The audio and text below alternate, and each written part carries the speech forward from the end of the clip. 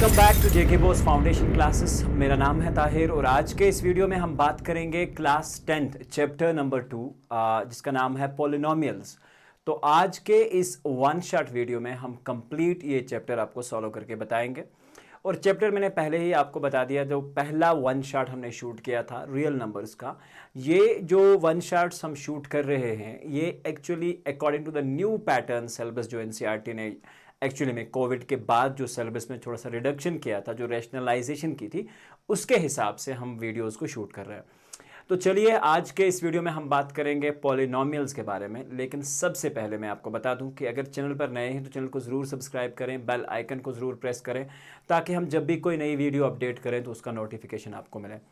और साथ में आपको बता दें कि क्लास 10th इंग्लिश ग्रामर जो है उसका भी पार्ट वाइज आपको वीडियोज़ जो है वो मिल रहे हैं। और साथ में क्लास 10th का उर्दू ग्रामर भी आ रहा है। और इस तरह से क्लास इंग्लिश जो है कंप्लीट हम आपको पढ़ा चुके हैं और साथ में उर्दू जो है चैनल पर कम्प्लीटली अवेलेबल है। और जैसे ही ग्रामर इंग्लिश और उर्दू का कंप्लीट हो जाता है हम कोशिश करेंगे कि इसकी जगह रिप्लेस करके फिजिक्स स्टार्ट की जाए और साथ में हिस्ट्री स्टार्ट किया जाए। चलिए फिर शुरुआत करते हैं आज के स्पेशल वीडियो की। बात करेंगे चैप्टर पॉलिनोमियल्स के बारे में। तो ये आपके सिलेबस के अकॉर्डिंग अगर हम बात करें तो ये आपका चैप्टर नंबर 2 है, ठीक है। तो ये चैप्टर नंबर 2 है और चैप्टर नंबर 2 में एक्चुअल में क्या चीज़ें हैं जो मैं आपको बता देता हूँ। चैप्टर का जो नाम है पॉलिनोमियल्स है। पॉलिनोमियल्स का क्या मतलब होता है? Poly means many and here the nomials means the terms, यानी कि an algebraic expressions having many terms. एक ऐसी अलजेब्रिक एक्सप्रेशन जिसके बहुत सारे टर्म्स हैं। तो एक्चुअली यहाँ पे हमें इसके दो एक्सरसाइज हैं जिसमें एक ग्राफिकल रिप्रेजेंटेशन है और दूसरे में जीरोज ऑफ द पॉलिनोमियल के बारे में बात की गई है। तो दोनों चीज़ें मैं आपको बताऊंगा और साथ में आपको मैं बहुत इंपॉर्टेंट चीज़ें इस चैप्टर के अंदर बताने वाला हूँ। Proof of the zeros of the polynomial, यानी कि क्यूबिक पॉलिनोमियल के पास आपके पास अगर उसकी कोई एग्जाम्पल है तो वो भी आपको हम इसी पार्टिकुलर वीडियो में समझाएंगे। तो चलिए शुरुआत करते हैं। इस चैप्टर के अंदर जो भी सारी एग्जाम्पल्स हैं वो भी आज के ही इस वीडियो में हम क्लियर करेंगे। तो चलिए शुरुआत करते हैं इस स्पेशल वीडियो की। और सबसे पहले अगर मैं आपको बता दूं तो इस चैप्टर में जो इम्पॉर्टेंट चीज़ें हैं, ठीक है, वो क्या है वो आप थोड़ा सा समझ लें। तो वो बहुत इम्पॉर्टेंट चीज़ें हैं। तो सबसे पहले बात करेंगे पॉलिनोमियल। क्या होता है एक polynomial? Polynomial is basically defined as an expression, or you can say that expression which actually contains or is composed of variables, दूसरी बात constants and exponents that are combined using mathematical operations and such as addition, subtraction, multiplication and division। अगर हम बात करें algebraic expression की, ये इस तरह की कॉम्बिनेशन है किन चीज़ों की? वेरिएबल की, कांस्टेंट की, कोएफिशिएंट की या पावर की, जिन्हें कनेक्ट किया गया होता है मैथमेटिकल ऑपरेटर्स के द्वारा। चाहे वो ऐड करके लिखे जाएं, चाहे वो सब्ट्रैक्ट करके लिखे जाएं, चाहे वो मल्टीप्लाई या डिवाइड करके लिखे जाएं। तो इस तरह की कॉम्बिनेशन को हम बेसिकली क्या कहते हैं कि ये एक पॉलिनोमियल होता है। यानी कि polynomial is basically the combination of variable, constant and the coefficient combined are actually joined by the different mathematical operators. आई बात समझ? तो यहाँ पे अगर हम एक सिंपल सी एग्जांपल ले लेता हूँ मैं, ठीक है, एक सिंपल सी एग्जांपल मैं आपके साथ शेयर करूँगा। एग्जांपल है you have score x square, ठीक है, x square plus of x minus of 6, ठीक है। तो अगर आप यहाँ पे ध्यान रखें, ये एक एक्चुअल में मैंने एक पॉलिनोमियल आपके सामने लिख दिया।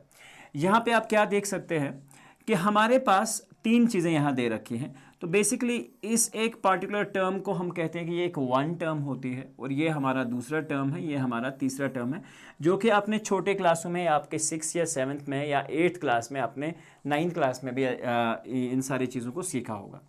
अब इसमें हमेशा से हमने एक चीज़ देखी है कि जब भी हम किसी अननोन क्वांटिटी को जानने की कोशिश करते हैं या अगर हमारे पास कोई भी अननोन क्वांटिटी है तो उसे बेसिकली हम एक वेरिएबल से डिनोट करते हैं। आई बात समझ? किससे डिनोट करते हैं? वेरिएबल से डिनोट करते हैं। यहाँ पे आप बात करेंगे हम कि वेरिएबल क्या होता है, कोएफिशिएंट क्या होता है और कांस्टेंट क्या होता है, ठीक है। तो थोड़ा सा समझने की कोशिश करेंगे इन सारी चीज़ों को। बहुत सा सिंपल सा लॉजिक है इसको समझने के लिए।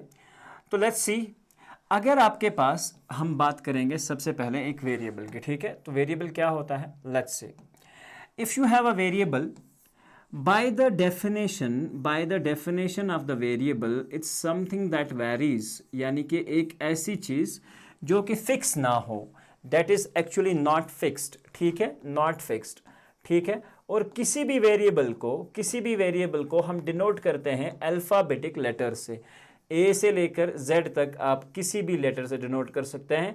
कोई भी आपके पास एक्चुअल में इसके लिए बंदिश नहीं है कि आप एक्स यूज़ करें या वाई यूज़ करें, बट जनरली आपने अपने एग्जाम्पल्स या अपने बुक्स में भी देखा होगा x y's and zeds are basically used as the numbers. तो ये वेरिएबल होते हैं।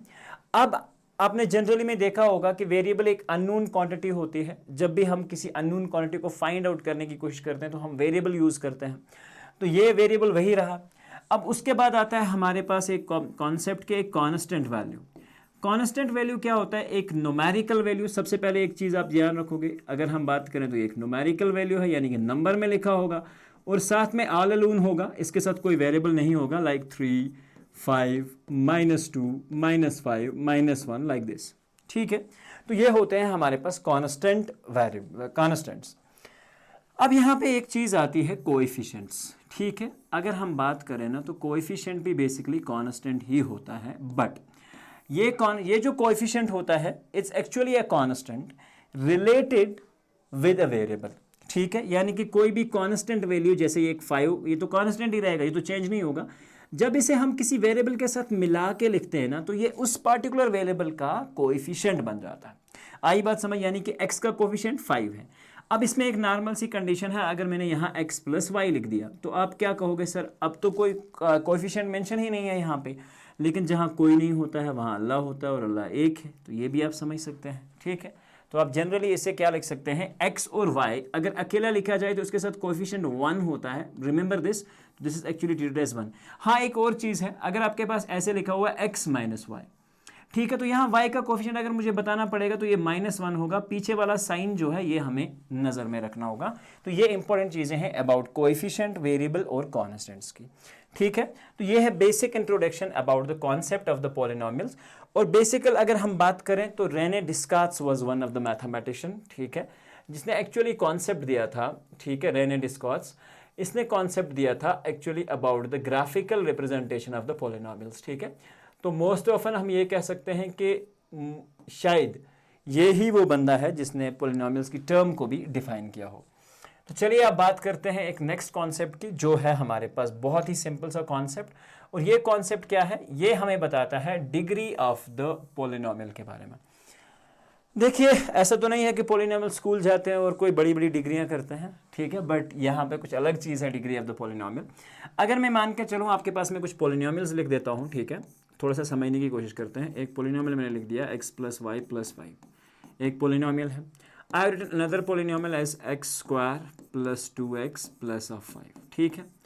अब मैंने एक और पॉलिनोमियल लिख दिया x³ + 2x² + 5x + 3, ठीक है। अब एक और पॉलिनोमियल लिख देते हैं हम x⁻⁵ + x⁻⁹ + x⁻³ + 2x² + 3, ठीक है। तो मैंने 4-5 पॉलिनोमियल्स जो है आपके पास आपकी स्क्रीन पे लिखे हुए हैं। अब अच्छे से और जहन में रखना इन चीज़ों को कि क्या होती है डिग्री ऑफ द पॉलिनोमियल। यहाँ पे एक्चुअल में अगर आप देखोगे पहले वाले पॉलिनोमियल की अगर हम बात करें तो what is that polynomial here, x + y and then 5। You check here, there is no power written on the x के ऊपर कोई पावर नहीं है, तो जनरली आप मानोगे कि x का पावर 1 है, y का पावर भी 1 है, ठीक है। तो इन दोनों का पावर जो है वो 1 है, तो हम ये कहेंगे कि इसकी हाईएस्ट पावर जो है वो 1 है बेसिकली, ठीक है। यहाँ पे हमने देखा कि ये तो पावर 1 है और ये x² है, तो जनरली जो भी इसका हाईएस्ट पावर है वो 2 है, तो मैं 2 सामने लिख देता हूँ। x³ x² x⁻1, और यहाँ पे हमने देखा कि x³ का पावर हाईएस्ट पावर 3 है, और मैंने यहाँ पे देखा कि x का हाईएस्ट पावर 9 है, ठीक है। अगर आपने देखा आपके पास कोई ऐसा पॉलिनोमियल है जिसमें आपको बताना है कि इसकी डिग्री क्या होती है, तो सबसे पहले इंपॉर्टेंट चीज़ देखें कि आप अच्छे से पॉलिनोमियल को चेक करेंगे। और दूसरी बात, इसमें जो भी हाईएस्ट पावर होगा, जैसे मेरे पास यहाँ 5 भी है, 9 भी है, 3 भी है, 2 भी है, लेकिन अगर मुझे कोई पूछ रहा है कि सर इसकी डिग्री बता दें आप, तो मैं डिग्री के लिए क्या कहूंगा, जो भी highest power of the polynomial होता है, यानी कि वेरिएबल, हमेशा से वेरिएबल का हाईएस्ट पावर। कभी कभार आपके पास कोई ऐसा भी लिख दे, हो सकता है ट्विस्ट करने के लिए, वो आपको ऐसा लिख दे 5 raise to power 3 x square plus 2 x plus 5। अब यहां आपको कंफ्यूज नहीं होना है, क्योंकि यहां ये कोएफिशिएंट का पावर है, लेकिन हम डिग्री किसकी बात करते हैं, सिर्फ वेरिएबल की डिग्री की बात हो रही है। आई बात समझ? तो इस चीज का आप ध्यान रखोगे। दूसरी दो प्रॉपर्टीज मैं आपको बताना चाहूंगा यहां पे कि हाईएस्ट पावर, अब अगर आप इसकी डेफिनेशन भी लिखना चाहें तो you can right that highest power of the variable, highest power of the variable is degree of the polynomial, is degree of polynomial। ठीक है, बहुत सिंपल सा कॉन्सेप्ट है, जो हाईएस्ट पावर होता है वो डिग्री होता है। अब यहां पे एक और चीज है कि पॉलिनोमियल की it can not have any degree negative, यानी कि डिग्री कभी नेगेटिव नहीं, degree can not B negative, या पावर जिसे हम कहते हैं degree can not B negative, degree कभी भी नेगेटिव जो है वो नहीं हो सकती। दूसरी बात, और डिग्री जो है वो कभी फ्रैक्शन में भी नहीं हो सकती, और degree can not be fraction as well. ठीक है, तो यानी कि 1/2, यानी कि अगर मैंने कभी x का पावर लिख दिया 1/2, x का पावर या y का पावर मैंने लिख दिया 1/5, तो ये फ्रैक्शन के फॉर्म में भी बिल्कुल डिग्री जो है वो नहीं हो सकती। अब यहाँ एक और चीज़ है, कभी कभार ट्विस्ट करने के लिए क्या दिया जाता है, अगर आपको मैं लिख दूँ x is having a degree of 4/2, क्या ऐसा पॉसिबल है? ये हो सकती है। तो अगर आप यहां देखोगे ना 2 2s are 4, तो ऊपर क्या बचा हमारे पास, सिर्फ 2, तो दिस इज पॉसिबल। आई बात समझ? तो अगर आपके पास कोई चीज स्टैंडर्ड फॉर्म में लिखी हुई है या लोएस्ट फॉर्म में लिखा हुआ है, तो अगर वो रिड्यूस होके एक होल नंबर आ जाता है, ठीक है, या एक रिड्यूस होके एक होल नंबर आ जाता है, पॉजिटिव होल नंबर, ठीक है, तो हम कहेंगे कि ये पॉलिनोमियल की डिग्री हो सकती है, अदरवाइज नहीं। तो यहां से I hope you can take the screenshot, और यहां से क्या चीज समझनी है, highest power of the variable is known as the degree of the polynomial. ठीक है, तो I hope it's clear. So let's check out another concept, and what is that, let's move ahead. तो यहां पे मैं क्या देख रहा हूं, हमारे पास एक कॉन्सेप्ट है standard form of a polynomial. क्या होता है standard form of a polynomial? अभी मैंने आपके पास एक एग्जांपल लिखी थी एक पॉलिनोमियल की, जैसे मान के चलो 2x² 9 plus 3x raise to power 11 plus 2x raise to power 8 plus 3x raise to power 3 plus 5x raise to power like 5, I can write it like this, and साथ में एक कॉन्स्टेंट ले लेते हैं लाइक 3। अब अगर मैं आपसे पूछ रहा हूं कि ये पॉलिनोमियल क्या स्टैंडर्ड ऑर्डर में है या क्या स्टैंडर्ड फॉर्म में है, तो उसके लिए आपको एक चीज़ चेक करनी पड़ेगी, और वो क्या है मैं आपको बता देता हूं। मैंने अभी आपसे एक बात की रही थी डिग्री के बारे में, और अगर आपकी पावर्स जो हैं वो असेंडिंग ऑर्डर में है या डिसेंडिंग ऑर्डर में है, remember that if the powers of the variable in any polynomial are in ascending order or descending order, तो हम कहेंगे कि भाई साहब जो पोलिनोमियल है वो आपका एक्चुअल में क्या होगा, स्टैंडर्ड फॉर्म में होगा। लेकिन यहां जब मैं चेक कर रहा हूं, पहला पावर 9 है, दूसरा 11 है, असेंडिंग ऑर्डर चल रही है, फिर से वापस डिसेंडिंग में कन्वर्ट हो गया। तो इसे स्टैंडर्ड ऑर्डर में लिखने के लिए मैं क्या काम करूंगा, देखो अगर मुझे इसका स्टैंडर्ड फॉर्म निकालना है तो मैं इसे कुछ यूं लिख दूंगा, स्टैंडर्ड फॉर्म में या तो आप डिसेंडिंग में लिखो या असेंडिंग में, दोनों में काम होगा। तो सबसे पहले मैं हाईएस्ट पावर ले लेता हूँ, 3x raise to power 11 plus 2x raise to power 9 plus 2x raise to power 8 plus 3x raise to power 3 and then plus 5x raise to power 5, ठीक है, एंड देन प्लस 3। तो अब ये जो polynomial आपके पास है ना, आप देख रहे हो 11 9 8 3 5 and then constant raise to power 0, ठीक है। तो हमने यहाँ क्या चीज़ देखी कि जब भी हमारी पावर या असेंडिंग ऑर्डर में हो या डिसेंडिंग ऑर्डर में हो, तो हम मानते हैं कि आपका पॉलिनोमियल जो है वो स्टैंडर्ड फॉर्म में होता है, ठीक है। तो ये आपका स्टैंडर्ड फॉर्म हो गया, बहुत सिंपल सा कॉन्सेप्ट है, and now you can find. अब दूसरी बात आती है एक नए कॉन्सेप्ट की कि what is the zero of the polynomial, ठीक है। जीरो ऑफ द पॉलिनोमियल से बहुत सारे लोग कंफ्यूज हो जाते हैं कि सर अगर जीरो की बात हो रही है, is it something like zero? No, ठीक है, it can be zero, zero हो सकता है, बट यस अगेन मैं आपसे यही कहूंगा कि ये जीरो ऑलवेज नहीं होता, एंड इसका डेफिनेशन के नाम से समझ के कि ये कोई जीरो है, इट्स नॉट लाइक दैट। अगर आपके पास एक पोलिनोमियल है, मैं एक पोलिनोमियल लिख देता हूं x square plus x minus of 6। यहां पे एक चीज आपने ध्यान में रखनी है कि कोई ऐसा पार्टिकुलर वैल्यू एक्स का, कोई ऐसा पार्टिकुलर वैल्यू एक्स का, ठीक है, अगर वो मैं पुट करूं इस पार्टिकुलर पोलिनोमियल के अंदर और अगर ये रिड्यूस होके किसके बराबर आ जाए, जीरो के बराबर आ जाए, तो हम क्या मानेंगे कि ये पोलिनोमियल जो है एक्चुअल में क्या है, ये जो वो वैल्यू होगा जो मैं एक्स की जगह पुट करूंगा, ठीक है। यहां के आप देख रहे हो, suppose this is P of x, यानी कि ये in terms of p of x है। इफ इट्स पॉसिबल कि मैं कोई ऐसा वैल्यू एक्स की जगह सब्सटीट्यूट करूं, ठीक है, और ये पोलिनोमियल जो है वो किसके बराबर हो जाए, जीरो के बराबर हो जाए, तो हम ये कहेंगे कि ये पोलिनोमियल जो है, ठीक है, ये पोलिनोमियल जो है, तो यहाँ -6 है। तो मैं आपको चेक करके बताता हूँ। Suppose if I am asking to count the value of p of 2, यानी कि जहाँ जहाँ एक्स है वहाँ वहाँ मैं 2 दे देता हूँ। देखो एक्स की जगह 2 है तो मैं क्या लिखूँगा, 2 square plus 2 and then minus of 6। मैंने यहाँ क्या चेक करा, 2 square is 4 plus 2 and then minus of 6। अब आपने यहाँ क्या देखा, 4 plus 2 is 6, 6 minus 6 is 0। What is this, it means that कि P ऑफ 2 जो है, ठीक है, यानी कि एक्चुअल में 2 का जो वैल्यू है, ठीक है, यानी कि x माइनस ऑफ 2 ये वाला, ठीक है, तो ये एक्चुअल में जीरो ऑफ द पोलिनोमियल है, क्योंकि जैसे ही मैंने x की जगह 2 पुट करा तो पोलिनोमियल का वैल्यू जीरो हो गया।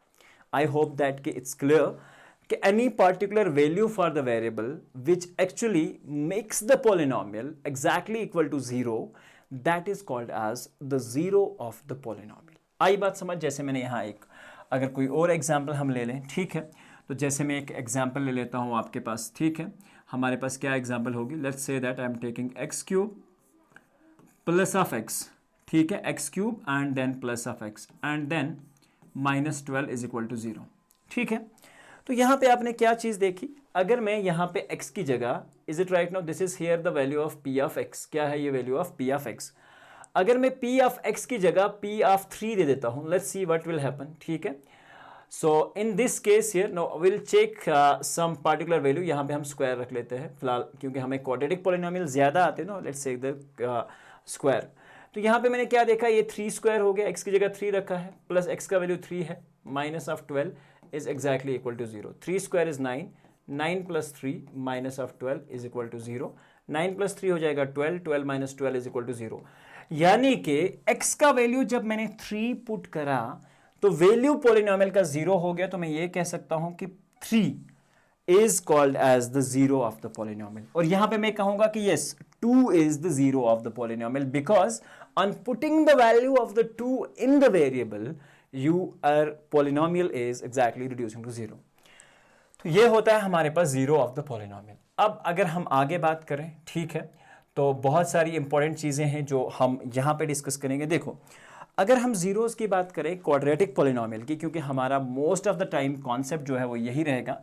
अगर यहाँ पे मैं बात करता हूँ x square plus of x and then minus of 6, अच्छे से ध्यान रखोगे, यहाँ पे इसका मतलब ये हुआ जब हाईएस्ट पावर 2 है तो देयर आर 2 पॉसिबल वैल्यूज, यानी कि क्वाड्रेटिक पोलिनोमियल के लिए 2 ऐसे पॉसिबल वैल्यूज हैं जिस पे आपका पोलिनोमियल जो है वो 0 हो जाएगा। There are 2 possible values on which the polynomial will be exactly equal to 0, ठीक है। तो उसके लिए हमने एक्चुअल में क्वाड्रेटिक इक्वेशन में भी सीखा है, 9th क्लास के पोलिनोमियल्स में भी सीखा है कि हम स्प्लिटिंग द मिडिल टर्म का यूज करते हैं, ठीक है। आपने देखा होगा यहाँ पे x square plus of x and then minus of 6। तो मैं यहाँ स्प्लिटिंग के लिए जाऊंगा। स्प्लिटिंग का सबसे आसान तरीका क्या है, अगर यहाँ पे आपने देखना है पहले कोफिशिएंट ऑफ एक्स स्क्वायर, यानी कि यहाँ पे अगर देखा है कोफिशिएंट ऑफ एक्स स्क्वायर क्या है, 1 है। आई बात समझ। तो इसमें हमें एक चीज़ का अच्छे से ध्यान रखना है कि हम सबसे पहले इन दो का प्रोडक्ट, यानी कि जो कॉन्स्टेंट टर्म है और कोफिशिएंट ऑफ एक्स स्क्वायर, 6 × -1 तो वैल्यू आ रहा है 6, ठीक है। इसकी आप सिंपली प्राइम फैक्टराइजेशन कर दो, 2 3 = 6। जैसे ही मैंने 2 3 = 6 किया, ठीक है, अब मेरे पास एक पार्टिकुलर पेयर है 2 और 3। क्या ऐसा पॉसिबल है कि 2 और 3 को मैं मल्टीप्लाई करूं तो 6 आ जाए? Yes sir, it's possible. क्या ऐसा पॉसिबल है कि मैं 2 और 3 को प्लस या माइनस करूं तो मेरे पास x का वैल्यू आना चाहिए? यानी कि एक का वैल्यू आना चाहिए। देखिए 3 minus 2 I will get 1x, so it's possible here. तो हम क्या काम करेंगे, देखिए एक्स स्क्वायर को मैं वैसे ही रखता हूं, कोई चेंज नहीं, प्लस में ऐसा लिख दूंगा 3x and then minus of 2x and then minus of 6। आई बात समझ। अब क्या मैं इस x की जगह कुछ ऐसा या कुछ यूं लिख सकता हूं? आप कहोगे सर बिल्कुल सही, क्योंकि 3x में से 2x जाएंगे तो x निकलेगा। अब देखो इन दो कोफिशिएंट्स को मैं मल्टीप्लाई करके भी चेक करता हूं, 3 2 जार 6, तो 3 into minus 2, your answer is minus 6, so it's perfect. अब x को यहां से हम कॉमन लेते हैं, एक्स स्क्वायर था तो अंदर एक x बचा और यहां पे प्लस 3, यहाँ पे माइनस 2 को बाहर ले लो और अंदर बचेगा x प्लस 3। देखो minus 2 into x is minus 2x, minus into plus 2 3 जार 6 माइनस, तो मतलब क्या हुआ कि x is plus 3 is equal to 0 and x minus 2 is equal to 0। यानी कि ये दो पॉसिबल वैल्यूज हैं। यहां से x का वैल्यू आपके पास आ जाएगा माइनस 3 और यहां से आपके पास x का वैल्यू आ जाएगा पॉजिटिव 2। ठीक है, अब आपने क्या चीजें यहां पे एनालाइज की? मैंने आपको कहा था कि इसके दो ऐसे पॉसिबल वैल्यूज हैं जिस पे ये एक्चुअली जाके 0 के बराबर हो जाएगा। एक बार वेरीफाई करके भी चेक कर लेते हैं। 2 के लिए तो हम पहले ही इसे वेरीफाई कर चुके हैं। देखिए अगर मैं यहां x की जगह p ऑफ x हमारे पास क्या है, x square plus of x and then minus of 6। ठीक है, तो चलिए x की जगह हम क्या ले लेते हैं, p ऑफ 2। आप देखोगे क्या हो गया, 2 square plus of 2 minus 6, 2 square is 4, 4 plus 2 and then minus 6, 4 plus 2 is 6 minus 6 is exactly equal to 0। तो ये तो हो गया हमारे पास। अगर हम अब बात कर रहे हैं किसकी, माइनस 3 की, लेट्स से हमारे पास वैल्यू क्या था, p of x is exactly equal to x square plus of x and then minus of 6। p of x की जगह मैं क्या ले देता हूं, p ऑफ माइनस ऑफ 3, यानी कि जहां जहां x है वहां वहां आप माइनस 3 को पुट करेंगे। तो यहाँ मैं क्या देख रहा हूँ, माइनस 3 का square and then plus minus of 3। ठीक है, and that is exactly equal to 6। ठीक है, सो दिस इज, क्योंकि x की जगह आपने माइनस 3 देना है, so this is the reason. Let's see, minus 3 का स्क्वायर सर 9 हो जाएगा, plus minus 3 is minus 3 and then minus of 6 is equal to 0। देखिए 9 ऐसे ही रहेगा, माइनस माइनस प्लस हो जाएगा, minus 3 and minus 6 is minus 9, 9 minus 9 is 0। अब एक्चुअल में क्या देखा हमने कि एक्चुअल में जब मैंने दो जीरोज निकाले और मैंने वेरीफाई भी करा कि दोनों जीरोज पे एक्चुअली ये रिड्यूस हो रहा है 0 पे, तो इस तरह से हम किसी भी क्वाड्रेटिक इक्वेशन का या क्वाड्रेटिक इक्वेशन का पॉलिनोमियल का 0 लेते थे। अब यहाँ पे एक कॉन्सेप्ट आपको अच्छे से याद रखना है, वो ये वाला है कि अगर आपके पास x माइनस ऑफ 3 था, यानी कि अगर आपके पास 0x माइनस 3 है, ठीक है, तो इससे वैल्यू क्या आएगा, आपके पास 3 आएगा। यानी कि जनरली अगर आपके पास मैंने कह दिया कि 1 0 2 है, तो आप कहोगे सर 2 पॉजिटिव कब आया होगा, जब आपके पास रेशियो होगा x माइनस 2, आपके पास एक फैक्टर आया होगा इस पार्टिकुलर पॉलिनोमियल का x माइनस 2। तो इस तरह से अगर जो हमारे पास दो फैक्टर आ रहे हैं, यानी कि ये वाले, अगर इनको आप मल्टीप्लाई करके चेक करेंगे x प्लस 3 और x माइनस 2 को, आपको ये वाला पॉलिनोमियल वापस से मिल जाएगा। ठीक है, तो ये दो पार्टिकुलर जीरोज हो गए। अब बात करते हैं क्लासिफिकेशन ऑफ द पॉलिनोमियल्स के बारे में। ठीक है, क्लासिफिकेशन ऑफ द पॉलिनोमियल्स में बेसिकली 2 हैं, लेकिन एक और तरह की क्लासिफिकेशन भी आप समझ सकते हैं साथ में। सबसे है on the basis of degree. ठीक है, on the basis of degree. ठीक है, बहुत अच्छे से ध्यान रखोगे, on the basis of degree, degree के बेस पे। अगर आपकी हाईएस्ट पावर है 1, ठीक है, highest power of the polynomial है 1, तो इसे हम कहते हैं सर कि ये आपका लीनियर पॉलिनोमियल होता है। ठीक है, लीनियर पॉलिनोमियल। अगर हाईएस्ट डिग्री 2 है तो इसे हम कहेंगे सर कि ये आपका होता है क्वाड्रेटिक पॉलिनोमियल। ठीक है, जिसके बारे में हम मैक्सिमम टाइम्स अब अपने चैप्टर में बात करेंगे।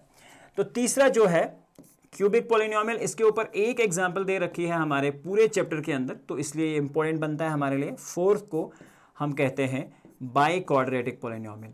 तो एक्चुअल में क्या है, मैंने आपसे क्या कहा, अगर if degree is 1, highest degree of the polynomial, यानी कि वेरिएबल का हाईएस्ट पावर 1 आ रहा है, तो ये लीनियर पॉलिनोमियल होगा और इसका सिर्फ एक जीरो होगा। अगर हाईएस्ट पावर 2 है तो क्वाड्रेटिक, यानी कि 2 जीरोज हो सकते हैं, और अगर क्यूबिक है तो पॉसिबली 3 जीरोज होंगे। ठीक है, हाईएस्ट डिग्री 3 है, और अगर 4 है तो हाईएस्ट डिग्रीज या हाईएस्ट जीरोज नंबर कितने होंगे, 4। बाई क्वाड्रेटिक का एक और नाम भी है जिसे हम क्वार्टिक कहते हैं, क्वार्टिक पॉलिनोमियल। ठीक है, तो ये 4 चीजें हो गई। अब अगर हो सकता है, अगर आपके पास इससे ज्यादा का पावर है, यानी कि कहने का मतलब है मैंने n पावर ले लिया, चाहे पावर 6 है, पावर 7 है, पावर 8 है, पावर 9 है या पावर 10 है। उसमें आप क्या काम करेंगे, अगर आपको कोई पॉलिनोमियल है जिसका हाईएस्ट पावर पॉलिनोमियल का 10 दिया हो तो आप कहोगे अ पॉलिनोमियल, ठीक है, polynomial raised to power n, raised to power n, raised to power n, ठीक है। पावर n कहने का मतलब यह है कि n की जगह कोई भी आपका वैल्यू जो है वो हो सकता है 1 2 3 3 3 अप टू इन्फिनिटी, ठीक है, कोई भी वैल्यू पॉसिबली n का हो सकता है। तो आपके लिए यानी कि अगर हाईएस्ट पावर आपका 5 है तो आप कहोगे polynomial raised to power 5, highest power आपका पॉलिनोमियल 6 है, आप कहोगे पॉलिनोमियल रेज्ड टू पावर 6। तो ये है on the basis of degree. दूसरा है on the basis of terms, ठीक है, ऑन द बेसिस ऑफ, या इसको मैं सिंपली लिखता हूं टर्म्स। अगर आपके पास सिर्फ सिंगल टर्म है, एक टर्म है, only one term, so we will call it as a monomial. Monomial, इसकी एक एग्जांपल जो है मैं आपको लिख देता हूं नीचे, 2xyz, ठीक है। अब यहां से एक चीज को आप ध्यान रखोगे, 2xyz जब मल्टीप्लाई में लिखे जाएंगे तो ये एक ही टर्म कंसिडर होगी जब तक ना हम कोई दूसरा सिंबल जो है वो इंट्रोड्यूस करेंगे। यानी कि अगर मैं जैसे सेकंड की एग्जांपल है, अगर दो टर्म्स हैं आपके पास तो इसे हम कहते हैं बायनोमियल। क्या कहते हैं? बायनोमियल, ठीक है, बायनोमियल। यानी कि ऐसे x प्लस ऑफ वाई या x प्लस ऑफ 3, ठीक है, तो ये हमारा बायनोमियल है। अब अगर तीसरा होगा, ठीक है, तीन टर्म्स होंगे तो इसे हम कहेंगे ट्राइनोमियल।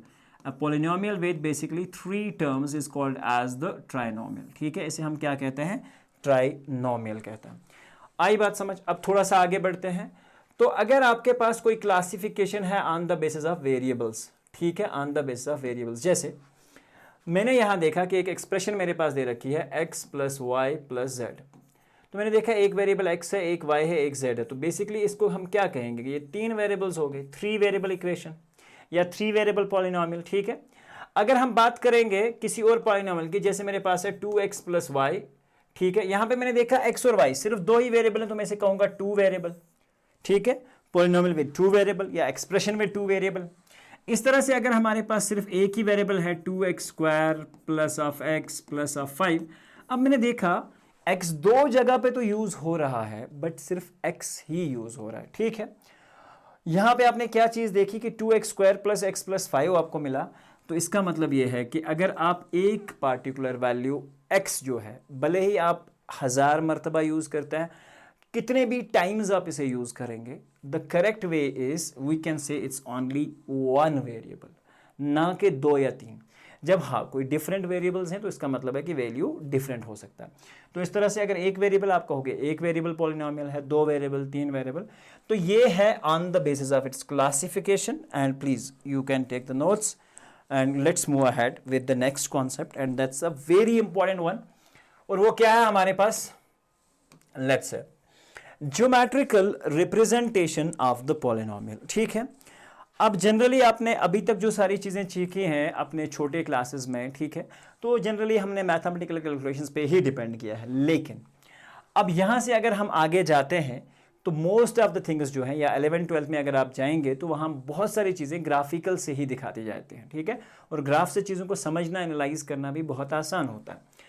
अगर हम ग्राफिकल रिप्रेजेंटेशन देख रहे हैं किसी लीनियर पॉलिनोमियल की, ठीक है, तो लेट्स सी, अगर मेरे पास एक पॉलिनोमियल दिया हुआ है x प्लस वाई, ठीक है, एक पॉलिनोमियल है इज इक्वल टू 3, ठीक है, तो ये हमारे पास एक पॉलिनोमियल है जो कि एक लीनियर पॉलिनोमियल। आप कहोगे सर लीनियर कैसे है? मैं आपसे ये कहूंगा कि x का भी पावर 1 है और y का भी पावर 1 है, लीनियर है। तो अगर इसका हम क्या काम करते हैं, आपको पता है कि जब भी इसका हम ग्राफ या इसको हम ग्राफिकली रिप्रेजेंट करते हैं तो उसके लिए हम क्या काम करते हैं, एटलीस्ट x और y के 2 मिनिमम, और ज़्यादा आप चाहे कितने भी चाहे वो ले सकते हैं, बट मिनिमम एटलीस्ट 2 सॉल्यूशंस आपको चाहिए। अब देखिए, अगर x का मैं वैल्यू 0 लेता हूं, if I am taking x 0, you get y is equal to 3, ठीक है, क्योंकि ये 0 हो गया तो y तो 3 ही हो गया। अब अगर मैं x को 3 रख देता हूं तो y 0 हो जाएगा, ठीक है, क्योंकि x मैंने 3 रखा, और जैसे ही मैं इसको उस तरफ ले जाऊंगा तो 3 - 3 y का वैल्यू 0 आ जाएगा। इस तरह से अगर आप x को वैल्यू 1 देते हो, y आपका 2 आ जाएगा, x को आप 2 रखोगे, y 1 आ जाएगा। तो ये पॉसिबल सॉल्यूशंस हो गई। अगर इसको मैं अब ग्राफ पे रिप्रेजेंट करना चाहूँगा, ठीक है, तो मैं एक्चुअल में क्या करूँगा काम यहाँ पे, इसको मैं सिंपल वे में, ठीक है, यहाँ पे एक चीज़ करता हूँ मैं काम कि अगर मेरे पास x 0 है, जब आपका x कोफिशिएंट 0 होता है या x का पार्टिकुलर पॉइंट कोऑर्डिनेट 0 है, तो पॉइंट आपका हमेशा y पे लाई करेगा, ठीक है। So let's check it out here. Now see, अगर आपके पास एक पार्टिकुलर वैल्यू है, x मैंने देखा x 0 है, y 3 है, तो x 0 हो गया तो y 3 है, तो y की एक्सिस पे हमने ये ले लिया पॉइंट। अब दूसरा x 0 y 3, तो इसका मतलब ये हुआ कि पॉइंट यहाँ पे है, 2 पॉइंट्स हो गए। x 1 और y 2, अब मैं देखा x 1 है y 2 है, तो पॉइंट कहीं यहाँ पे आ रहा है। दूसरे में x 2 और y 1, x अगर 2 है तो y 1, इसका मतलब ये हुआ कि पॉइंट यहाँ पे आ रहा है, ठीक है, पॉइंट इज समवेयर हियर। अगर अब इन सारी लाइंस को मैं, इस पार्टिकुलर लाइंस जो यहाँ से ड्रा हो रही है, इसको मैं अगर अब ज्वाइन कर लेता हूँ, ठीक है, तो ये रिप्रेजेंटेशन जो है 2 वेरिएबल पॉलिनोमियल की हो गई, जो कि आपकी एक्चुअल में स्क्रीन के ऊपर आपको अच्छे से दिख रहा होगा, ठीक है। अब यहाँ पे मसला है, सर अगर हमारे पास पार्टिकुलर वैल्यू ऐसा है, ठीक है, जैसे मैंने यहाँ कर दिया, ये लीनियर की रिप्रेजेंट होगी, तो लीनियर में ऑब्वियस है कि आपके पास एक्चुअल में एक स्ट्रेट लाइन ही आएगी, ठीक है, क्योंकि लीनियर इक्वेशन में आप ये सारी चीज़ें सीखे हैं। तो लीनियर इक्वेशन हमें वैसे भी पढ़ना है, तो उसमें भी बहुत सारी चीज़ें जो है बाकी वो हम एक्चुअल में डिस्कस जो है वो करेंगे। तो यहाँ पे आप क्या चीज़ देख रहे हैं, नेक्स्ट कॉन्सेप्ट जो है कि हाँ, अब अगर हमारे पास क्वाड्रेटिक पॉलिनोमियल है और उसका ग्राफ जो है वो कैसे बनाया है, तो लेट्स टेक एन एग्जांपल, और बहुत सिंपल एग्जांपल से मैं इसको एक्सप्लेन करने की कोशिश करूंगा। Okay, let's take an example, sorry ये वाला, ठीक है। अगर अब मैं बात करता हूँ एग्जांपल की, तो लेट्स से एक्स स्क्वायर, ठीक है, x square plus F x और माइनस एक्स। आज पूरी चैप्टर में मैंने यही वाली एग्जांपल जो है वो most of the times use की है। तो चलिए बात करते हैं फिर इसी की ही, x square plus x minus 6।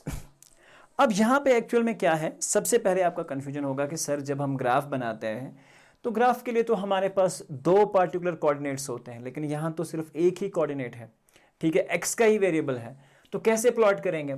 So yes, possibility है। ये जो वैल्यू है हमारे पास, अगर इस वैल्यू की मैं बात कर रहा हूँ, ठीक है, ये जो वैल्यू मेरे पास दे रखा है, ठीक है, आपने देखा होगा कि ये वैल्यू एक्चुअल में क्या है, what is this value here. Now talk about if you have p of x exactly equal to, ठीक है, x square plus of x and then minus of 6। अब ध्यान रखना कि ग्राफ प्लॉट की ऐसे किया जाता है, वैसे ये हमारे सिलेबस से थोड़ा सा बाहर है, लेकिन अगर आप इस चीज़ को समझ पाते हैं ना, तो पहली एक्सरसाइज आप दिमाग में कर लेंगे, ठीक है, आराम से। सो मैं एक काम करूंगा, मेरे पास x तो है नहीं, तो let's say that I will take it like let, मैं y को इक्वल ले लेता हूं कि ये जनाब p ऑफ x के बराबर है। और अगर आपका y p ऑफ x के बराबर है, इसका मतलब क्या हुआ कि y किसके बराबर हो गया, फिर p ऑफ x का क्या वैल्यू है, x square plus x minus 6, तो y का वैल्यू आएगा x square plus of x and then minus of 6, ठीक है। अब हम एक काम करते हैं, इसके लिए एक टेबल जो है यहाँ पे प्लॉट कर देते हैं, ठीक है, यहाँ पे कुछ टेबल ले लेते हैं हम पार्टिकुलर x और y के वैल्यूज़ के लिए, ठीक है, बहुत सारे वैल्यूज़ लेंगे ताकि हमें ग्राफ जो है वो एग्जैक्टली बन के स्क्रीन पे आए, ठीक, अच्छे से ध्यान रखना। तो सबसे पहले अगर हम यहाँ पे अब जो भी वैल्यू मैं y पे x पे पुट करूँगा, मुझे कुछ ना कुछ वैल्यू जो है वो y का मिलेगा, तो let's take it as x, let's take this as y, ठीक है। अब मैंने यहाँ क्या चीज़ देखी, मैं सबसे पहले x का वैल्यू 0 ले लेता हूँ, ठीक है, let's say x is exactly equal to 0, तो सेंटर वैल्यू में हम 0 लेंगे। जैसे ही मैंने x 0 देखा, आप देखो ये दोनों टर्मिनल 0 हो जाएंगे, क्योंकि 0 स्क्वायर प्लस 0, यहाँ पे x का वैल्यू कितना आया, माइनस ऑफ 6, y आपका कितना आ रहा है, माइनस 6, एक चीज़ हो गई। अब x का वैल्यू हम 1 ले लेते हैं। जब मैंने x का वैल्यू 1 लिया, तो 1 स्क्वायर इज 1, यहाँ पे हो जाएगा 1 प्लस 1 माइनस ऑफ 6, तो x की जब वैल्यू मैंने, सॉरी यहाँ पे नहीं, हम इसको आगे ले जाते हैं। जैसे ही मैंने x का वैल्यू 1 लिया, I got the value of y as minus of 4, ठीक है, y का वैल्यू कितना मिला मुझे, माइनस ऑफ 4। अब एक वैल्यू माइनस में भी ले लेते हैं, तो देखिए -1 का स्क्वायर, फिर plus and then minus of 1 and then minus 6, 1 square -1 का स्क्वायर पॉजिटिव 1 हो जाएगा, 1 माइनस 1, ठीक है, ये तो 0 हो गया, you will again get the -6 value, ठीक है। तो यहाँ हमने क्या चीज़ देखी, अगर आपके पास, okay I am just going it here, जब मैंने -1 स्क्वायर लिया था, -1 स्क्वायर, और उसके बाद माइनस ऑफ 1, क्योंकि x की जगह हम -1 ले रहे हैं, एंड देन माइनस ऑफ 6, तो देखिए -1 स्क्वायर किसके बराबर होता है, -1 इंटू -1 इज ए +1 क्वांटिटी, ठीक है, ये +1 हो जाएगा, और देन -1 हो जाएगा, ये ऑलरेडी क्योंकि प्लस माइनस माइनस है, क्योंकि सेंटर पे प्लस है, एंड देन यू हैव -6, तो ये और ये दोनों क्या हो जाएंगे, कैंसिल आउट हो जाएंगे। तो मैंने जब x को -1 लिया, I again got the value of y as -6। ठीक, अब इस तरह से लेट्स टेक x एज -2, -2 पे भी चेक कर लेता है, ताकि बहुत सारे दोनों पार्टिकुलर वैल्यूज में सीरीज में जब ग्राफ बने तो वो x के पॉजिटिव में भी आए और नेगेटिव में भी आए। x is exactly equal to -2, तो -2 का स्क्वायर एंड देन -x की जगह फिर से 2, तो -2 and then -6, -2 square again minus into minus क्या हो जाएगा, +4 - 2 एंड देन -6। ये कुछ यूं बन के आ रहा है। तो ये दो पार्टिकुलर वैल्यूज जो हैं, ठीक है, यहां पे एक्चुअली में आपने देखा कि क्या हो रहा है, -2 और -6 ये -8 हो जाएंगे और यहाँ +4, तो आंसर क्या आ जाएगा आपके पास, -4। कुछ यूं बन के आ रहा है। आई बात समझ। अब इन पॉइंट्स को हम एक्चुअली अपने ग्राफ पे प्लॉट करके चेक करते हैं। तो एक पॉजिटिव 2 का वैल्यू भी यहां से हम ले लेते हैं। When you take x is equal to 2, तो देखिए 2 स्क्वायर +2 और -6, 2 स्क्वायर हो जाएगा 4, 4 + 2 4 + 2 and then -6, 4 + 2 is 6, 6 - 6 is 0. When you took x is equal to 2, you got y exactly equal to 0. तो अब ये वैल्यूज जो है मैंने आपके सामने प्लॉट कर रखे हैं और इन सारे वैल्यूज को मैं अपने ग्राफ पे जो है प्लॉट करने जा रहा हूँ। x का वैल्यू कितना है सर, -2, y का वैल्यू कितना है, -4, x का -2, तो this is basically the x coordinate here. हमारा कोई भी वैल्यू 6 से ज्यादा नहीं है, तो ग्राफ इज परफेक्ट हियर। तो ये y है और यहाँ पे ये y का y डैश से रिप्रेजेंट करते हैं, यानी नेगेटिव। इस तरह से यहाँ x है तो ये वाला x डैश हो जाएगा जो कि नेगेटिव पोर्शन को रिप्रेजेंट करेगा। x आपका -2 है, ठीक है, x आपका -2 है, y आपका -4 है, -2 और y पे -4, तो ये वाला पॉइंट समवेयर हियर, ठीक है। तो ये वाला पॉइंट हमारे पास आ गया। x -1 और -6, x -1 है और यहाँ पे -6, ठीक है। तो ये हमारा पहला पॉइंट था, ठीक है, ओके। और यहाँ -1 और -6, तो ये वाला पॉइंट एग्जैक्टली हमारा कुछ यहाँ पे आ रहा है। एक ये पॉइंट है और एक हमारा ये पॉइंट है। दो पॉइंट्स हो गए। x 0 है और y -6 है। अच्छे से ध्यान रखना, जब भी आपका एक कोऑर्डिनेट 0 होता है तो जो कोऑर्डिनेट है आपके पास पॉइंट वहीं लाई करेगा। When x is 0, point lies on y axis. So you have x 0, point y is -6. So आप यहाँ पे exactly आ जाओगे सीधा ही 6 के ऊपर। तो तीन चीजें हो गई। When x is 1, y is -4. x is 1, y is -4. अब यहाँ पे आप अच्छे से ध्यान रखोगे, अगर आपका वैल्यू x का 1 है, y -4 है, तो पॉइंट कहाँ आया, यहाँ पे कहीं पे, ठीक है। x is 1, y is -4. Now you have 2 and then 0, ठीक है। अब यहाँ पे एक्चुअल में क्या है, अगर यहां पे हम बात करेंगे दिस वन हियर, ठीक है, तो इसमें एक जस्ट अ सेकंड, ओके। अगर आपके पास x का जो पार्टिकुलर वैल्यू है, ठीक है, x का जो पार्टिकुलर वैल्यू है, ओके, नाउ चेक। अगर आपके पास x का क्या वैल्यू है, x 1 और -4, 1 और -4 मैंने आपको बता दिया कि वो यहां पे कहीं पे आ रहा है। Now x is 2, y is 0। जब आपका x 2 है, y कहाँ पे है, 0। If your y is 0, point lies on the x, तो x कहाँ पे है आपका, ये यहाँ पे आ रहा है, ठीक है, 2। अब अगर इन सारे पॉइंट्स को जो मुझे एक्चुअल में मिल रहे हैं, आप देख रहे हो, अब मैं यहाँ पे x2 पे पहुंच चुका हूँ। एक वैल्यू हम और ले लेते हैं जो यहाँ से हमें थोड़ा सा हेल्प आउट करेगा। मैं x को ले लेता हूँ -3 और यहाँ पे देखोगे आप -3 square and then -3 and then -6, -3 square, 3 square is +9, -3 and -6, ठीक है, -3, ये भी एक्चुअल में देखो 9 पॉजिटिव है, -3 -6 ये 0 हो जाएगा। तो जब मैंने x का वैल्यू -3 लिया, ठीक है, when I took x is equal to -3, y was exactly equal to 0, तो पॉइंट आपका कहाँ आया, -3 पे सीधा ही, ठीक है।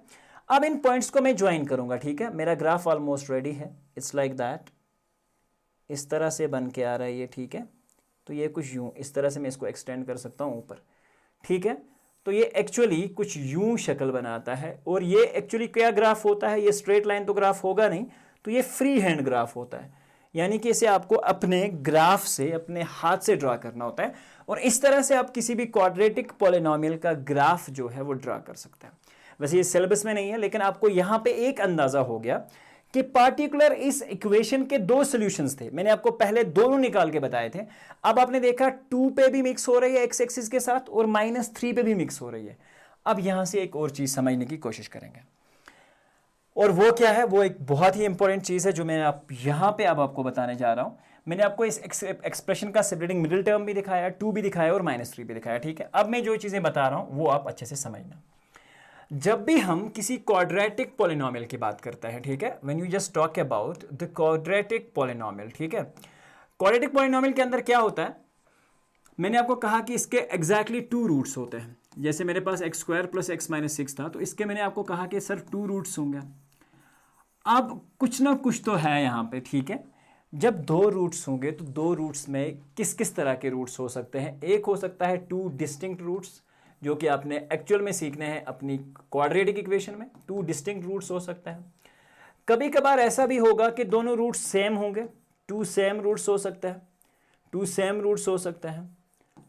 एंड यस, जिसे हम कहते हैं नो रियल रूट्स, ये भी पॉसिबिलिटी है, ठीक है। आई बात समझ? तो ये इस तरह की सिचुएशंस होती हैं कभी कभार जब हम ये सारी सिचुएशंस को बात करते हैं।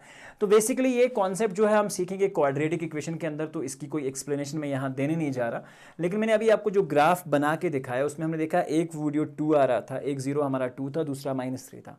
ये एक्चुअल में केस क्या है, ये एक्चुअल में केस जो है ये है 2 डिस्टिंक्ट रियल रूट्स, ठीक है। अब एक और चीज़ समझ लो, यहां पे हमने देखा कि कोएफिशिएंट ऑफ x² जो है ना, ये क्या था, पॉजिटिव था, ये एक पॉजिटिव वैल्यू है यहाँ पे। अगर आपके पास कोएफिशिएंट ऑफ x ऐसे होता -x², यानी कि कोई भी पार्टिकुलर -2x² ऐसे हो जाता, पता है उस तरफ पे आपका ग्राफ ऐसे ना बन के, ठीक है, आपका ग्राफ ऐसे बनता, ठीक है।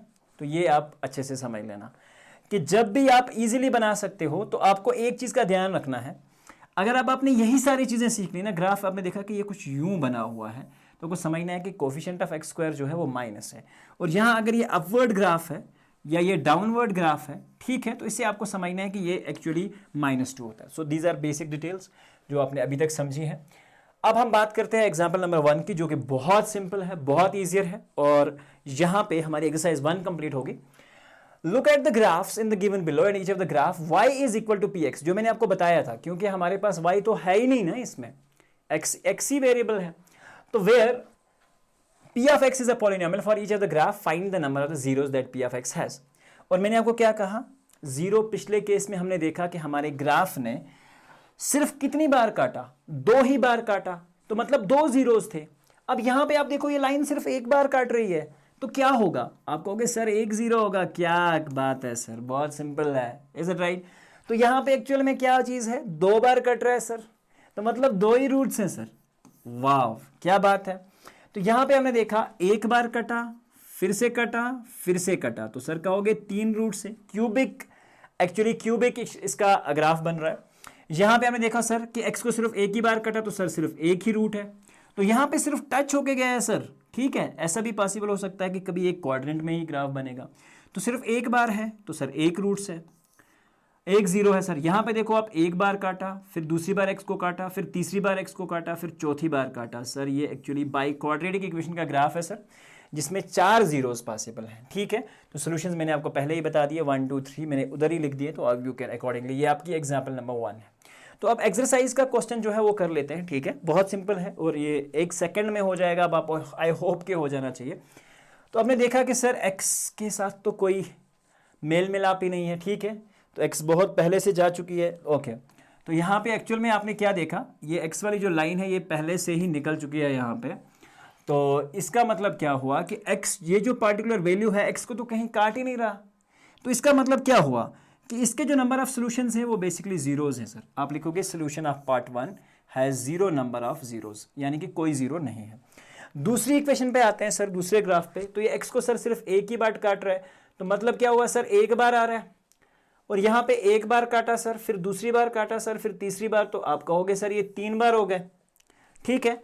तो बेसिकली अब हमें यहाँ से एक चीज जो है वो अच्छे से क्लियर हो जानी चाहिए, यहां पे भी 2 बार काट रहा है सर, यहां पे और यहां पे, तो आप कहोगे सर 2 सॉल्यूशंस हैं या 2 पार्टिकुलर जीरोस हैं, तो यहां 1 2 3 4, तो ये एक्सरसाइज में भी 4 वाला क्वेश्चन आ चुका है। यहां पे 1 बार कटा सर, ये देखो इसको हम एक ही बार मानेंगे, ठीक है, क्योंकि नीचे तो आया ही नहीं ग्राफ, 1 और यहां पे भी 1, तो एक्चुअल में सर ये हो गया यहां पे हमारे पास तीसरा ग्राफ।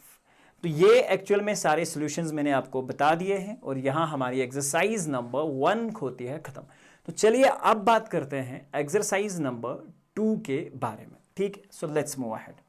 तो चलिए अब बात करते हैं एक्सरसाइज नंबर 2.2 के बारे में, ठीक है। तो चलिए शुरुआत करते हैं अब एक्सरसाइज नंबर 2.2 और उसके पहले हम बात करेंगे इस एक्सरसाइज के बेसिक्स के बारे में। तो जनरली सबसे पहला जो कॉन्सेप्ट है वो है zero of a quadratic polynomial and their relationship with the sum and the product of the zero. देखिए सबसे पहले बात आती है क्वाड्रेटिक पॉलिनोमियल की, और अगर क्वाड्रेटिक पॉलिनोमियल है तो इसका जनरल फॉर्म जो होता है ना क्वाड्रेटिक पॉलिनोमियल का, ठीक है, वो एक्चुअल में क्या होता है मैं आपको समझा देता हूँ कि जनरल क्वाड्रेटिक जो है हमारे पास, general form of a quadratic polynomial वो होती है ax² plus of bx and then plus of c equals to 0, ठीक है। अब ये इक्वेशन हो गई, तो फिलहाल मैं अभी इसको यहीं पे रखता हूँ, ये पार्ट में अभी हटा देता हूँ, इसकी बात हम करेंगे एक्चुअली एक्सरसाइज क्वाड्रेटिक इक्वेशन में। तो ये हमारे पास जनरल फॉर्म हो गई। तो जनरल फॉर्म में जब हम बात करते हैं कि अब इसमें कुछ पैरामीटर्स हैं जो मैं आपको बताने वाला हूँ, ठीक है। क्या पैरामीटर्स हैं? अगर मान के चलो मैंने यहाँ पे एक पोलिनोमियल लिख दिया, ठीक है, एक पोलिनोमियल लिख दिया, और वो पोलिनोमियल क्या है हमारे पास, ठीक है। देखो यहाँ पे अगर मैंने एक पोलिनोमियल लिख दिया 2x² plus of 3x and then plus of 5, तो यहाँ से आपको एक क्लियर मैसेज क्लियर पता चल जाती है, और वो ये है कि सर a जो है ना, a की जगह 2 का वैल्यू है। आप देख लो x² अपनी जगह पे है, ये x और ये x अपनी जगह पे है, b की जगह 3 है सर, और c की जगह 5 है, यानी कि a का वैल्यू 2 आ रहा है सर, और b का वैल्यू 3 आ रहा है, and you have c exactly equal to 5, ठीक है। तो ये चीज़ आपको पता होनी चाहिए अकॉर्डिंग टू द नॉर्म्स, ठीक है, अकॉर्डिंग टू द रूल्स। आप ये ऐसा भी कह सकते हैं हम कि जो सम ऑफ द जीरोज, यानी कि मुझे पता है अगर क्वाड्रेटिक पॉलिनोमियल है तो 2 जीरोज होंगे। सम ऑफ द जीरोज एक्चुअल में हम किसके बारे में बात करते हैं कि अगर जो हमारे साथ कोफिशिएंट ऑफ b है इसका माइनस अपॉन a, ये होता है सम ऑफ द जीरोज। और अगर हम प्रोडक्ट की बात करते हैं सर, ठीक है, तो प्रोडक्ट किसके बारे में होता है sir? Product of the zeros is exactly equal to, product of the zeros is actually equal to c upon a। अब इस चीज को आप अच्छे से और क्लियरली समझेंगे कि अगर हमारे पास sum of the zeros minus b by a है और product of the zero c by a है, तो मतलब क्या हुआ कि हमारे पास जनरली 2 जीरोज होते हैं। एक तो जीरो अल्फा होता है, यानी कि एक जीरो अल्फा है, एक जीरो बीटा है। अगर इन दो का प्लस करेंगे तो ये आना चाहिए माइनस b बाई a के बराबर किसी भी क्वाड्रेटिक पॉलिनोमियल में। यानी कि जो 2 जीरोज, अगर इस क्वाड्रेटिक इक्वेशन को मैं स्प्लिट करता हूँ, इस क्वाड्रेटिक इक्वेशन को अगर मैं स्प्लिट करता हूँ, ठीक है, तो ये एक्चुअली जो भी मेरे पास 2 पार्टिकुलर वैल्यूज जो जीरोज आएंगे उनका अगर मैं प्रोडक्ट करता हूं तो वो आना चाहिए c बाई a के रेशियो के बराबर, और अगर मैं सम निकालता हूं वो आना चाहिए माइनस b बाई a के बराबर। तो ये है हमारे पास रिलेशन। लेकिन यहां पे एक चीज हमेशा आपके जहन में खटकती रहती होगी कि हाँ, अगर हम लिखते हैं माइनस b बाई a तो ये कैसे पॉसिबल है कि zeros minus b by a के ही बराबर होंगे। तो इसका प्रूफ मैं आपको बता देता हूं। अगर आपके पास एक जनरल क्वाड्रिलेटरल है ax² plus of bx and then you have plus of c, हमें एक चीज पता है कि इसके 2 जीरोज होते हैं। एक मान के चलो मैंने जीरो ले लिया, एक आपके पास अल्फा है और दूसरा जीरो आपके पास बीटा है, और ये दोनों पॉजिटिव में है। तो इसका मतलब क्या हुआ कि एक्चुअल में ऐसे होगा x माइनस अल्फा और ये होगा x माइनस बीटा, ये इसके फैक्टर होंगे। जब इन दो को हमने पुट किया होगा 0 के बराबर, तब हमें आया होगा x is equal to alpha और x is equal to beta. बात तो यही है ना, जब आपके पास 2 जीरोज होते हैं, x is equal to 2, x is equal to 3, ये 2 जीरोज आ गए। तो एक्चुअल में ये जीरोज कहाँ से आए हैं मैं बता देता हूँ। जब आपके पास फैक्टर्स इस तरह से निकलेंगे x माइनस 2 और x माइनस 3, तब तो जाके आएंगे ये 2 वैल्यूज। अब आई बात समझ? अब समझ लो, अगर ये हमारे पास 2 वैल्यूज हैं तो मैं ये कहूंगा कि अगर इन 2 वैल्यूज का मैं फैक्टराइज करता हूं, x minus of alpha and x minus of beta, ठीक है, ये 2, इन 2 का प्रोडक्ट इसके बराबर आना चाहिए सर, ठीक है। तो क्योंकि अगर ये 2 इसके पार्टिकुलर जीरोज हैं तो इसके बराबर आना चाहिए। लेट्स सी, हम ले लेते हैं कुछ कांस्टेंट वैल्यू, ठीक है, जो इसके साथ मल्टीप्लाई किया जाएगा। तो लेट्स स्टार्ट। मैं इसी को क्या काम करूंगा, ध्यान रखोगे, ये हमारा ये साइड यही रहेगा। तो के अगर मैं x minus alpha into x minus beta को मल्टीप्लाई करके चेक करूं देखो x इंटू एक्स पहले हो जाएगा, फिर x into beta. x into x कितना होता है सर? आप बोलोगे एक्स स्क्वायर होता है sir. x into minus beta कितना होता है सर? x बीटा होता है, माइनस एक्स बीटा होता है सर। उसके बाद अल्फा इंटू एक्स अगर मैं करूंगा तो मैं कहूंगा सर माइनस एक्स अल्फा होगा सर, ठीक है। और minus alpha into minus beta, minus minus plus, तो ये आएगा सर अल्फा बीटा के बराबर। कोई डाउट सर यहाँ पे? ठीक है, आई होप डाउट तो होना नहीं चाहिए, बट यस फिर से एक बार मैं रिपीट कर देता हूँ। x minus alpha, x minus beta, हमारे पास दो फैक्टर थे, a x square plus b x plus c के। हमने एक कांस्टेंट वैल्यू ले लिया कि ये इसके बराबर आ जाएगा, इस वजह से कांस्टेंट को फिलहाल मैंने बाहर ही रखा है। X square minus alpha beta, x को जब मैंने मल्टीप्लाई किया एक्स के साथ, x square, x into beta, x beta, minus alpha into x is minus alpha x, minus alpha into beta is minus alpha beta. तो यहाँ पे मैंने क्या चीज़ देखा कि एक तो मेरे पास एक्स स्क्वायर आ रहा है और यहाँ एक्स और एक्स दोनों जगह पे कॉमन है, तो हम एक काम करते हैं, माइनस एक्स को हम बाहर लेते हैं, क्योंकि मैंने माइनस एक्स बाहर लिया तो अंदर बचा मेरे पास सर अंदर बचेगा मेरे पास, शॉर्ट ब्रैकेट लेना पड़ेगा, हाँ, अंदर बचेगा मेरे पास अल्फा प्लस बीटा। देख सकते हैं आप, minus x into alpha, minus x alpha, minus x into beta, minus x beta, plus alpha beta. अब लास्ट स्टेप है हमारे पास सर कि इसको हम मल्टीप्लाई करते हैं, जो बाहर वाला k है उसको अंदर मल्टीप्लाई करके चेक करते हैं। k into x square is sir k x square minus, here you have x, तो you can take it as like k x into alpha plus of beta, ठीक है। And then at the end you will have k alpha and then beta is exactly equal to what? Here ax square plus of bx and then plus of c, ठीक है। तो ये actually sir इसके बराबर है। अब यहाँ से आप अच्छे से इसको वेरीफाई करके चेक कर लें, ठीक है। अगर हम दो इक्वेशन को कंपेयर करें, राइट हैंड साइड और लेफ्ट हैंड साइड दोनों आपस में बराबर हैं, यानी कि ये वाला पार्ट इसके बराबर होगा, x का कोफिशिएंट x के कोफिशिएंट के बराबर होगा और कांस्टेंट टर्म के बराबर होगी। तो बात तो सही है सर, आप कंपेयर करके चेक कर लेंगे और देखते हैं हम कि आंसर हमारे पास क्या आने वाला है। Let's check it out. बहुत सिंपल चीज़ें हैं, कोई डिफिकल्ट पोर्शन नहीं है, तो इस चीज़ को आप समझ सकते हैं। अब मैंने एक चीज़ यहाँ पे देखनी है और वेरीफाई करनी है। जब मैं पहली दो चीज़ों को वेरीफाई करूँगा, क्या है हमारे पास दो चीज़ें, ए एक्स स्क्वायर, उसका ए एक्स स्क्वायर और इसका के एक्स स्क्वायर आपस में बराबर है, तो कंपेयर जब मैंने किया एक्स स्क्वायर और x square cancel, I got that कि ए इज एग्जैक्टली इक्वल टू के। तो ये हमारे पास सर एक वैल्यू आ गया, ठीक है। दूसरा हम कंपेयर करते हैं, b of x is exactly equal to minus of k of x into alpha plus beta, यानी कि दो रूट्स का सम। x से x सर कैंसिल हो जाएगा, k को अगर हम इधर लाएंगे तो this is b upon minus of k is equal to alpha plus beta, ठीक है। अब आप यहां पे अच्छे से ध्यान रखेंगे सर, k किसके बराबर है sir, a is exactly equal to k, तो k की जगह हम वापस पुट करेंगे minus b upon k is equal to a, तो k की जगह मैं अब a ले लेता हूं, that is equal to alpha plus beta. तो आप होप कि आपका ये कंफ्यूजन क्लियर होगा कि sum of the zeros is always equal to minus b by a. अब अगर सर हम प्रोडक्ट की बात करते हैं तो तीसरा हम करेंगे compare c is equal to, ठीक है। लास्ट वाली टर्म क्या है आपकी, equal to k into alpha and then beta. इसको इधर घुमाएंगे सर तो सी अपॉन के हो जाएगा is equal to alpha beta, यानी कि दो का प्रोडक्ट के ए के बराबर है, तो इसको हम लिखेंगे sir c upon a is exactly equal to alpha and then beta. तो ये हमारा alpha beta, product of the zeros is equal to this, sum of the zeros is equal to this and a is exactly equal to this. आई बात समझ? So this is how you can actually prove कि product of the zeros is minus b of a and product of the zeros is actually see by ए और सम जो होता है minus b by ए। आपसे बोल रहा हूँ आपसे, ठीक है, तो ध्यान में रखो इसको, इस चीज को। Okay, so let's start. अब ये हो गया हमारे पास, तो अब बात आती है सर कुछ एग्जाम्पल्स ना कर लें सर, ठीक है, चलिए करते हैं कुछ एग्जाम्पल्स।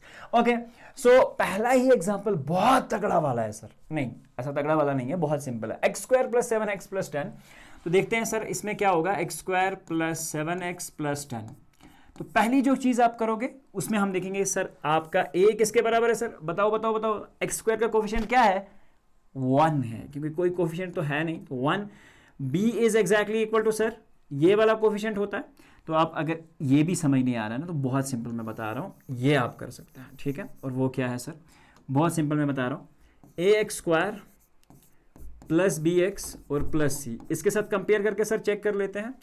तो एक्स स्क्वायर का कोफिशिएंट क्या है सर, यहाँ पे आप देख रखे हैं एक्स स्क्वायर का कोफिशिएंट आपके पास ये ए होता है, तो ए का वैल्यू आपके पास आएगा 1, b is exactly equal to 7, ठीक है, and then you have c is exactly equal to 10, c आपके पास 10 है।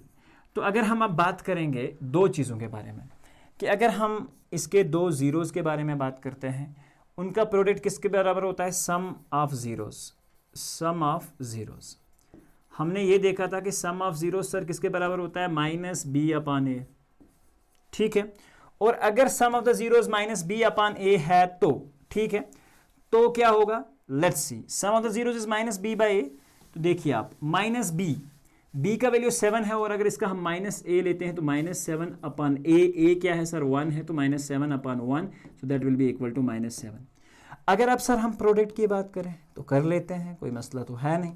तो प्रोडक्ट हमने बात किया, product of the zeros alpha beta जिसे हम कहते हैं, ठीक है, वो होता है सर सी अपान ए के बराबर, तो सी अपान ए, तो सर सी का वैल्यू 10 है, तो 10 डिवाइड बाय 1, तो आंसर सर 10 आना चाहिए। तो हो गया ये। अब बात करते हैं कि जो फैक्टराइजेशन से दो ज़ीरोज़ हमारे पास आएंगे, क्या उनका भी वैल्यू ऐसा ही आता है, लेट्स सी।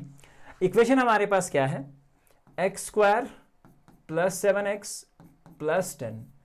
तो सबसे पहले स्प्लिटिंग द मिडिल टर्म, देखो यहाँ कोफिशिएंट ऑफ एक्स स्क्वायर क्या है, 1 है, 1 इंटू 10, मैंने आपको सिंपल बताया प्राइम फैक्टराइजेशन, और कोई टेक्निक नहीं, 2 5 are 10, तो दो रीज आ रहे हैं मेरे पास, और फर्दर कोई पॉसिबल नहीं है क्योंकि दोनों प्राइम नंबर है, तो फर्दर हम प्राइम फैक्टराइजेशन कर ही नहीं सकते। 2 5 are 10 से हमें एक चीज़ पता चलती है कि सर 2 5 are 10 तो आ रहा है, लेकिन क्या 2 और 5 से 7 ले सकते हैं हम, ओके हाँ ले सकते हैं। अगर इसको हम ऐड करेंगे तो सर मैं ऐड कर देता हूँ, तो let's see x square plus 2x plus 5x plus 10 is equal to, ठीक है। तो मैंने देखा कि x से हम x को कॉमन ले लेते हैं, then you have plus of 2, देखो ये यहाँ पे बहुत सारे लोग कंफ्यूज हो जाते हैं, x square plus 2x, x square था, एक x बाहर रखा, x को जब हम अंदर मल्टीप्लाई करेंगे तो x इंटू एक्स स्क्वायर हो जाएगा, यहाँ 2x साथ में है क्योंकि x बाहर है तो वहाँ सिर्फ 2 ही बचेगा, और यहाँ पे सर ये 5 हो गया, तो अंदर क्या बचा सर x प्लस 2, किसी को बोलना मत, ठीक है। तो 5 into x and that's plus 2, यहाँ पे दो जीरो सर आ रहे हैं, x प्लस 2 वाला तो एक जीरो है, आर यू कैन से कि यू हैव x प्लस 5, तो सर दो जीरोज आ गए सर, x प्लस 2 को जब हम पुट करेंगे इक्वल टू 0, तो यहाँ से आएगा x इज इक्वल टू -2, और सर हम यहाँ से x प्लस 5 को पुट करेंगे 0 के बराबर, तो you will get x exactly plus 5 की जगह हो जाएगा सीधा ही x इज इक्वल टू -5, क्योंकि प्लस 5 को उस तरफ ले जाएंगे तो -5, दो जीरो सर आ गए हमारे पास, बहुत प्यारे से जीरोज आ गए सर, -5 और -2 के फॉर्म में। अब एक्चुअली भी हमें वेरीफाई ये करना है कि क्या इनका भी प्रोडक्ट इसके बराबर आता है, सम ऑफ द जीरोज हो गया, यानी कि अल्फा प्लस बीटा, अल्फा है -2 और प्लस है -7, ठीक है, सॉरी प्लस है -5, ठीक है, क्योंकि दो जीरोज हमारे पास एक -2 और एक माइनस है, तो -2 plus -5 is exactly equal to minus. Wow sir क्या बात है, इज इट राइट नाउ, क्योंकि हमारा ये वाला जीरो भी किसके बराबर था, -7 के बराबर था, और ये वाला भी -7 ही आ रहा है। तो चलिए प्रोडक्ट की बात करते हैं, अल्फा बीटा यानी कि -2 इंटू -5, माइनस माइनस प्लस हो जाएगा, 2 5 10 हो जाएंगे। क्या सर हमारा ये वाला जीरो भी यही आया था c/a करके, तो सर ये भी तो 10 था, वाह जादू हो गया, तो हेंस वेरीफाइड, ठीक है। तो इस तरह से आप सिंपल तरीके से इन चीज़ों को वेरीफाई जो है वो कर सकते हैं, hence relationship between the zeros is also verified. So this is your example number 2 from the text book. तो अब चलते हैं हम एग्जाम्पल नंबर 3 के बारे में। चलिए एग्जाम्पल नंबर 3 पे अगर हम बात करें तो फिर स्कूल सेम वही है, find the zeros of the quadratic polynomial x square -3 and verify the relationship between the zeros and all that, is it right. अब ज़्यादा इस पे बात नहीं करेंगे, हमें पता है कि जीरो हमारे पास x -3 है, तो यहाँ तो कन्फ्यूजन सर बहुत सारे हो रहे हैं। क्या हो रहे हैं कि सर एक्चुअली जो पिछला वाला था ना, उसमें एक चीज़ हमारे पास दे रखा था, that ax square plus bx plus c, तो a वाला भी था, x वाला भी था, c वाला भी था, सर ये सारी चीज़ें थी। बट यहाँ पे x स्क्वायर -3 में आप देख रहे हो स्क्वायर वाली टर्म तो है, कॉन्स्टेंट भी है, लेकिन b वाला टर्म नहीं है सर। आई बात समझ। तो हम कहेंगे सर कि अगर ऐसा पॉसिबल है कि एक्स स्क्वायर माइनस 3 हमारे पास एक टर्म आ रही है, तो उसमें हम क्या बात करेंगे। देखो हमारे पास सबसे पहले मैं ये कहूँगा कि a होता है कोफिशिएंट ऑफ एक्स स्क्वायर, तो वो तो सर 1 के बराबर है क्योंकि एक्स स्क्वायर के साथ कुछ भी नहीं है। b सर, b तो है ही नहीं सर, b एक्चुअली हमारा 0 है सर, क्योंकि b वाला कोफिशिएंट तो है ही नहीं। प्लस अगर दूसरे की बात करें तो c सर -3 है, क्योंकि b तो x वाली टर्म तो है ही नहीं ना, एक्स स्क्वायर वाला तो है, कॉन्स्टेंट वाला भी है, ये वाला तो है ही नहीं इसमें, तो ये तो इसको हम 0 लग दिया, खत्म। अब हम बात करेंगे sir sum of the zeros के बारे में। Sum of zeros, sum of zeros sir actually किसके बराबर आता है, -b अपॉन a। जब आपके पास -b ही नहीं है तो 0/1 is exactly equal to 0। Product किसके बराबर होता है सर, प्रोडक्ट होता है सर हमारे पास, product is exactly equal to what, product है हमारे पास सर, प्रोडक्ट आएगा c/a के बराबर। तो c सर कितना है, -3 divided by a sir, a 1 है, तो प्रोडक्ट आएगा -3। अब इसकी सोल्यूशन की बात करते हैं, तो एक साइड तो क्लियर हो गया, तो चलिए अब बात करते हैं इसकी सोल्यूशन की। देखो यहाँ पे मेरे पास इक्वेशन है एक्स स्क्वायर -3, क्योंकि स्प्लिटिंग तो यहाँ पॉसिबल है ही नहीं, स्प्लिटिंग करते हैं हम मिडल टर्म की, मिडल टर्म ही नहीं है, ठीक है। तो एक्स स्क्वायर -3 का अगर मुझे एक्स का कोई पार्टिकुलर वैल्यू लेना है तो इसके लिए मैं क्या करूँगा, एक्स स्क्वायर को ऐसे ही रखूँगा, -3 को उस तरफ अगर पुट करो, पुट इट इक्वल टू 0 उस तरफ ले जाऊँगा, तो x square is exactly equal to 3, ठीक है। अब देखिए सर एक्स का वैल्यू जो होता है सर, ये प्लस रूट में आ गया सर 3 के बराबर। और मुझे एक चीज़ पता है कि जो रूट में वैल्यूज़ होते हैं ना सर, या तो ये एक्चुअल में इस तरह से लिखे जा सकते हैं +-√3, यानी कि ये माइनस भी हो सकता है, पॉजिटिव और नेगेटिव भी हो सकता है।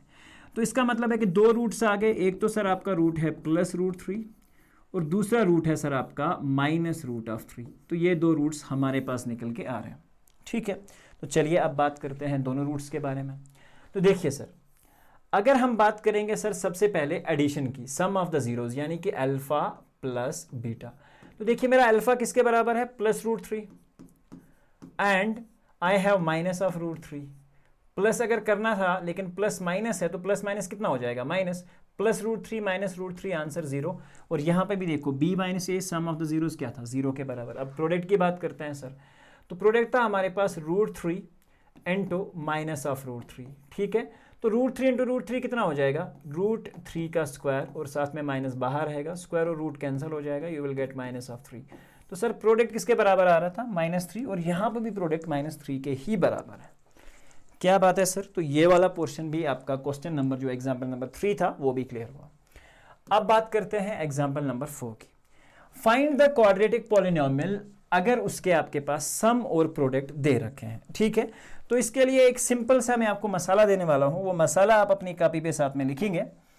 आपके पास एक जनरल फॉर्मूला है और इसे आप याद रखेंगे, x square minus sum of the zeros, sum of zeros, ठीक है, into x and then plus product of the zeros, plus product of the zeros, plus product, ये आप ऐसा लग सकते हैं। देखिए सर हमें क्वेश्चन में सम ऑफ द जीरोस और प्रोडक्ट जो है वो दे रखा है। सम हमें दे रखा है सर वो किसके बराबर है, -3, और प्रोडक्ट जो दे रखा है क्वेश्चन में वहीं से वो है हमारे पास 2 के बराबर। प्रोडक्ट भी दे रखा है और सम भी दे रखा है। तो जो फार्मूला जो ये मैंने मसाला आपको दिया है, ठीक है, ये आप लिख लो कॉपी पे और इसको सब्स्टिट्यूट कर दो। एक्स स्क्वायर हमारे पास ऐसे ही रहेगा minus sum of the zeros, sum of the zeros sir -3 दे रखा है सर, इनटू एक्स, ठीक है, और plus sir product of the zero sir 2 दे रखा है, तो कीप इट एज 2। अब यहां पे आपने क्या देखा कि x square minus minus plus हो जाएगा, 3x and then +2, and yes this is your required polynomial. तो इस बेस पे आपका पूरा जो सेकंड क्वेश्चन है आपकी एक्सरसाइज नंबर 2.1 का सॉल्व होता है। तो चलिए यहां पे होता है एक्चुअली कम के 3 इंटू 1/3 का होल क्यूब माइनस 5 इंटू 1/3 का whole square, okay, and then it was -11 into x and -3, -11 into x and -3, minus of 11 into x and -3, -11 into x was 1/3 and then was -3। तो ये था हमारे पास basic. Let me check once in the text book if I hope कि ये वाला जो है हमारे पास 1/3 शायद माइनस में है। Let's check and verify it. So this is basically 3 into 1/3 का होल क्यूब। तो चलिए बात करते हैं हम इसके आगे।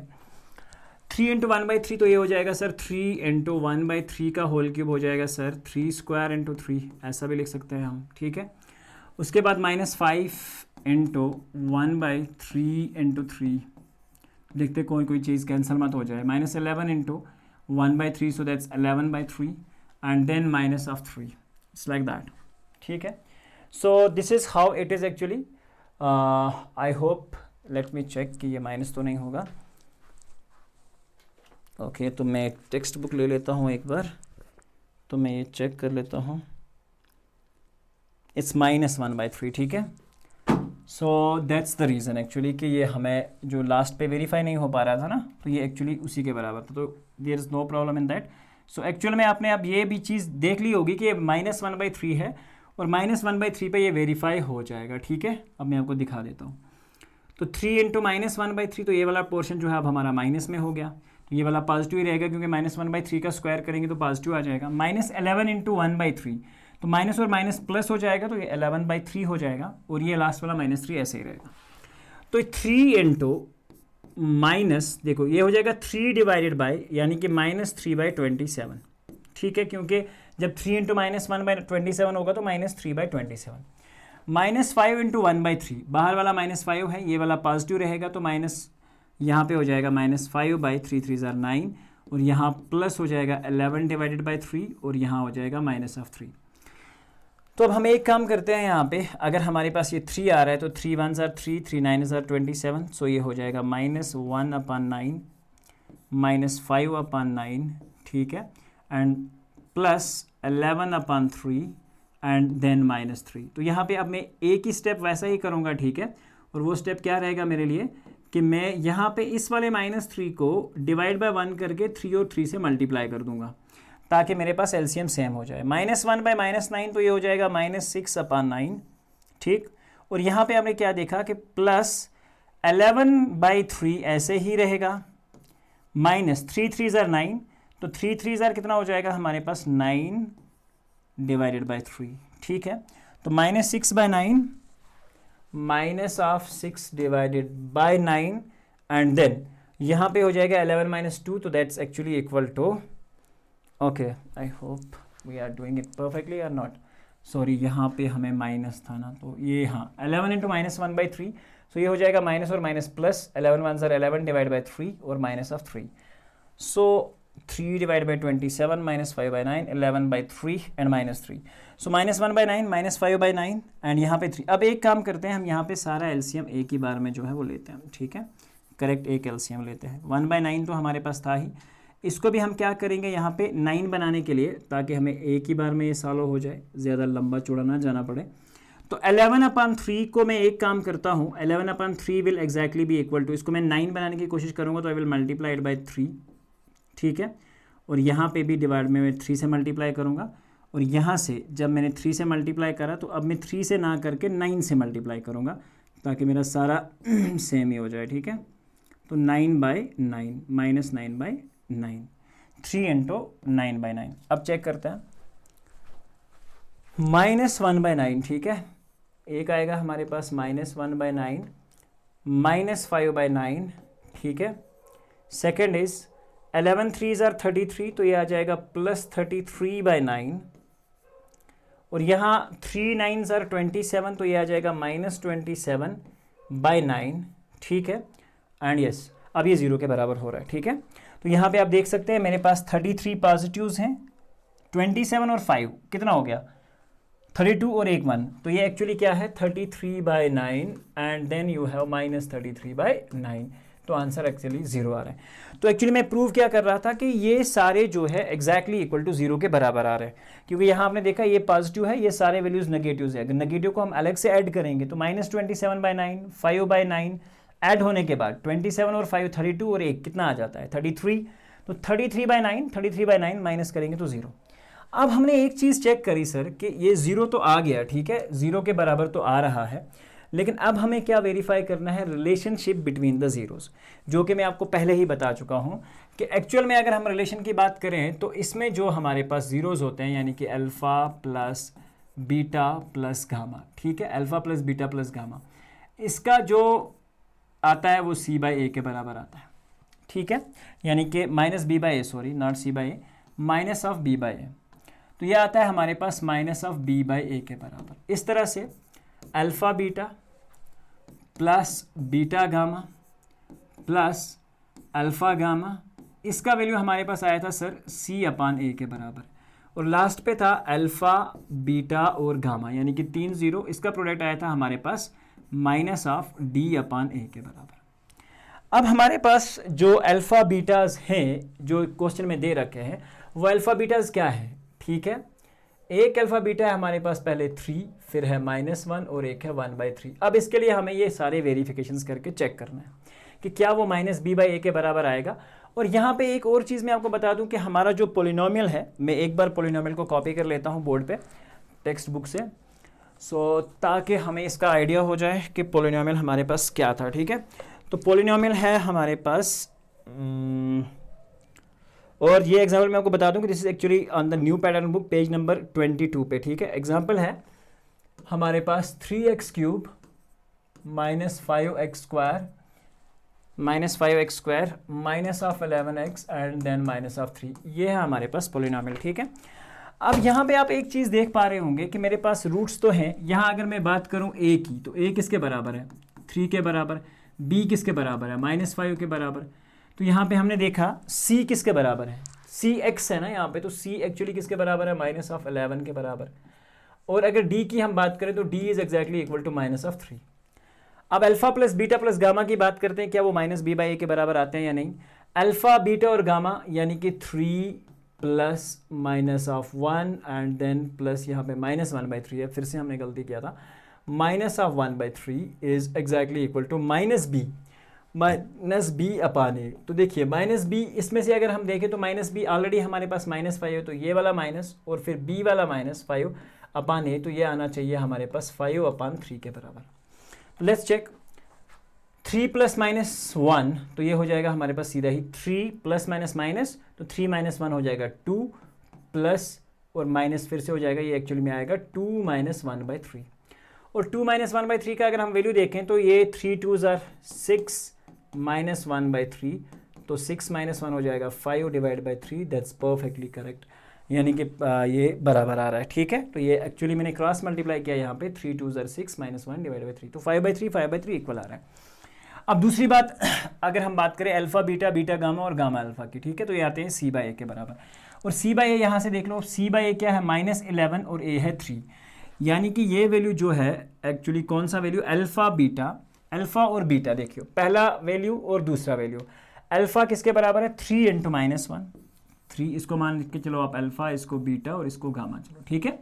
अल्फा बीटा 3 × -1, ठीक, उसके बाद प्लस दूसरा बीटा इंटू गामा, तो बीटा कितना आ रहा है सर, -1 × -3, जो कि एक्चुअली आ जाएगा +1/3, क्योंकि दोनों क्या है, माइनस और माइनस, माइनस प्लस, 1 × 1/3 इज 1/3।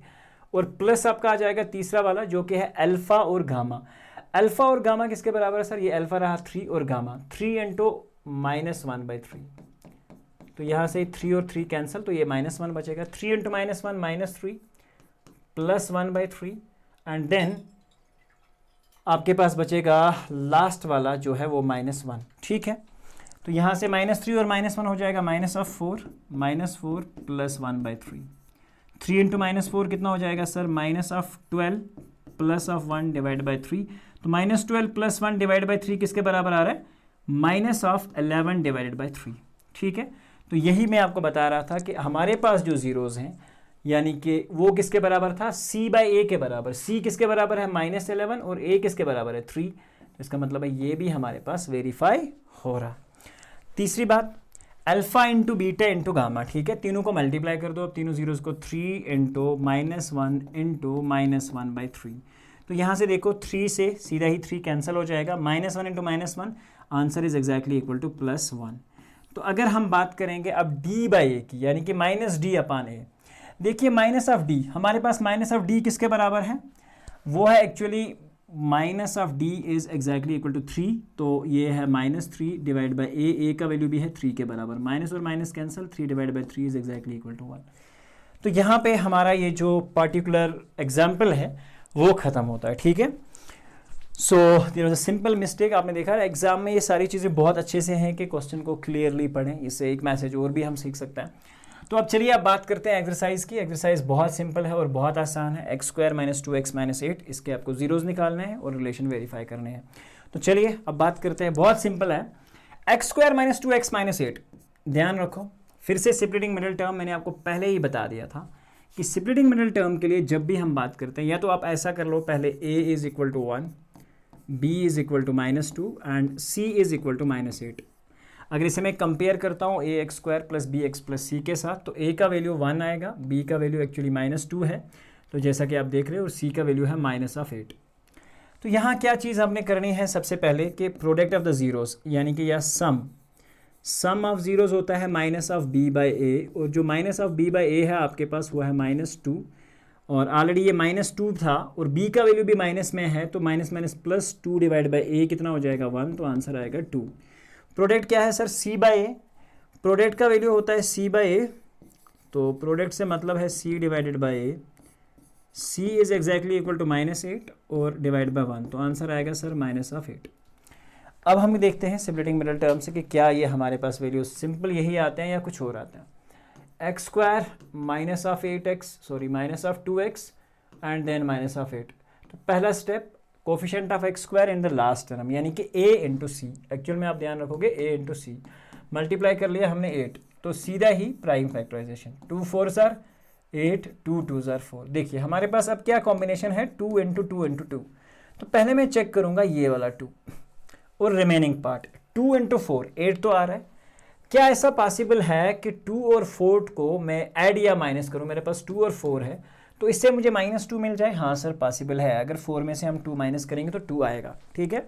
तो हम एक काम करते हैं, मैं इसे ऐसे लिखता हूँ, x² - 4x and then +2x and then -8। क्यों?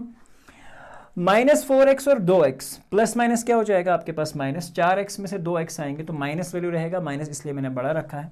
तो x में से आप क्या काम करेंगे, x को कॉमन ले लेते हैं, तो you will get x - 4 and then +2 को बाहर रखा, तो x - 4। x - 4 = 0 से अगर हम देखें तो x का वैल्यू आपके पास 4, यानी कि अल्फ़ा आपका 4 निकल के आ रहा है, और दूसरा वैल्यू x + 2 रख लें आप, तो x + 2 आपके पास x is exactly equal to -2, तो एक वैल्यू आपके पास -2 है।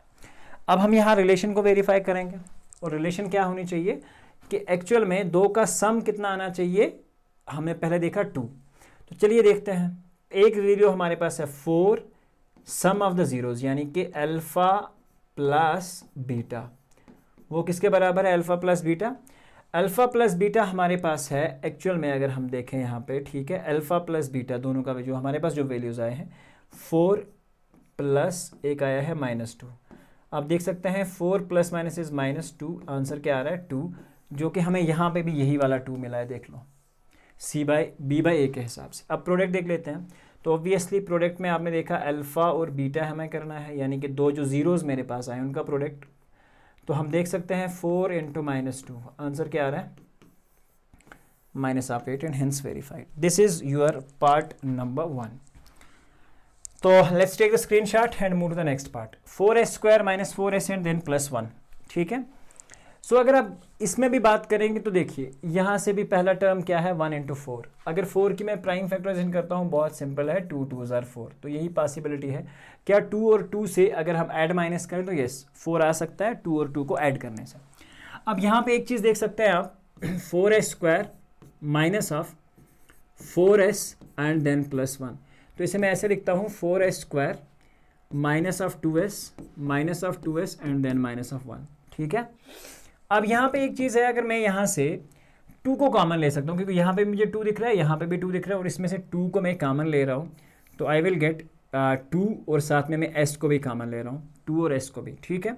तो अंदर क्या बचेगा मेरे पास 2s, क्योंकि 2 2s are 4, s × s is s² -2, ठीक है, क्योंकि यहाँ पे मैंने देखा -1 रख लेते हैं, क्योंकि 2s ऑलरेडी बाहर है, तो -1। तो यहाँ से हम क्या काम करेंगे, -1 को बाहर रखेंगे और अंदर रखेंगे हम 2s -1, ठीक है, +1 को बाहर रखेंगे, 2s -1, तो ये हमारे पास 2 ज़ीरोज़ आ गए। तो यहाँ से हमने क्या देखा, अगर आपके पास 2s +1 इज इक्वल टू 0 है, तो 2s इज इक्वल टू -1 और s आ जाएगा -1/2। दूसरी बात, अगर आपने दूसरा वैल्यू लिया है 2s, देखिए जैसे मैं इसको मल्टीप्लाई करेंगे हम यहाँ पे, सॉरी दिस इज -1, ठीक है, और यहाँ पे हमारे पास फिर +1 होना चाहिए था।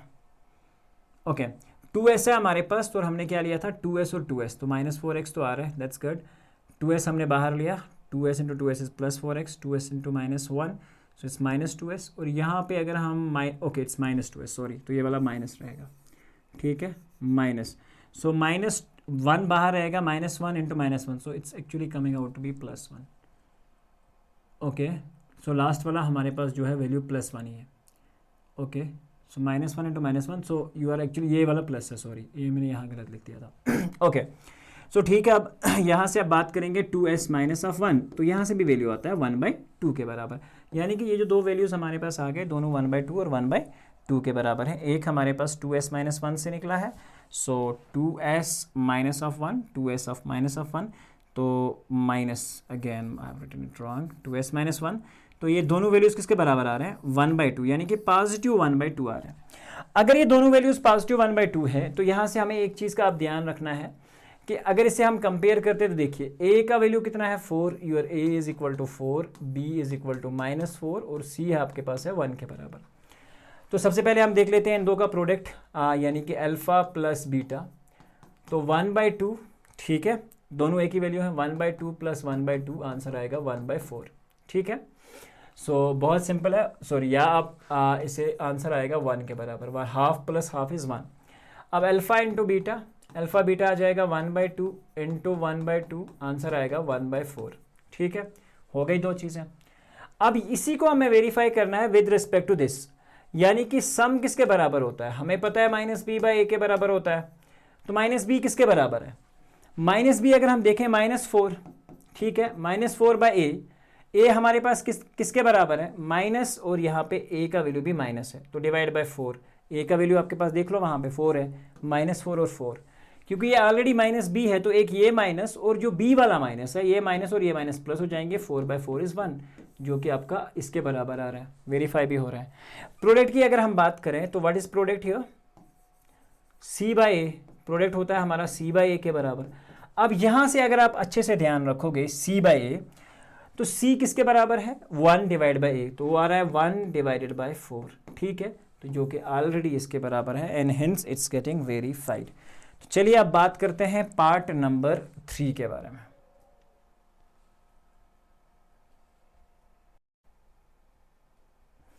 तो चलिए अब बात करते हैं पार्ट नंबर 3 के बारे में। बहुत सिंपल सा पार्ट है, 6x² - 3 - 7x, तो डरना तो है नहीं, ठीक है। अगर हम यहाँ पे बात करें ना, तो इस पार्ट में थोड़ा सा हमें चेंज करना पड़ेगा, और क्या चेंज है मैं बता देता हूँ। हमने देखा कि यहाँ पे क्या लिखा हुआ हमारे पास 6x², 7x कहाँ पे उस तरफ है, तो पहले इधर लिख लो -3, हो गई कहानी।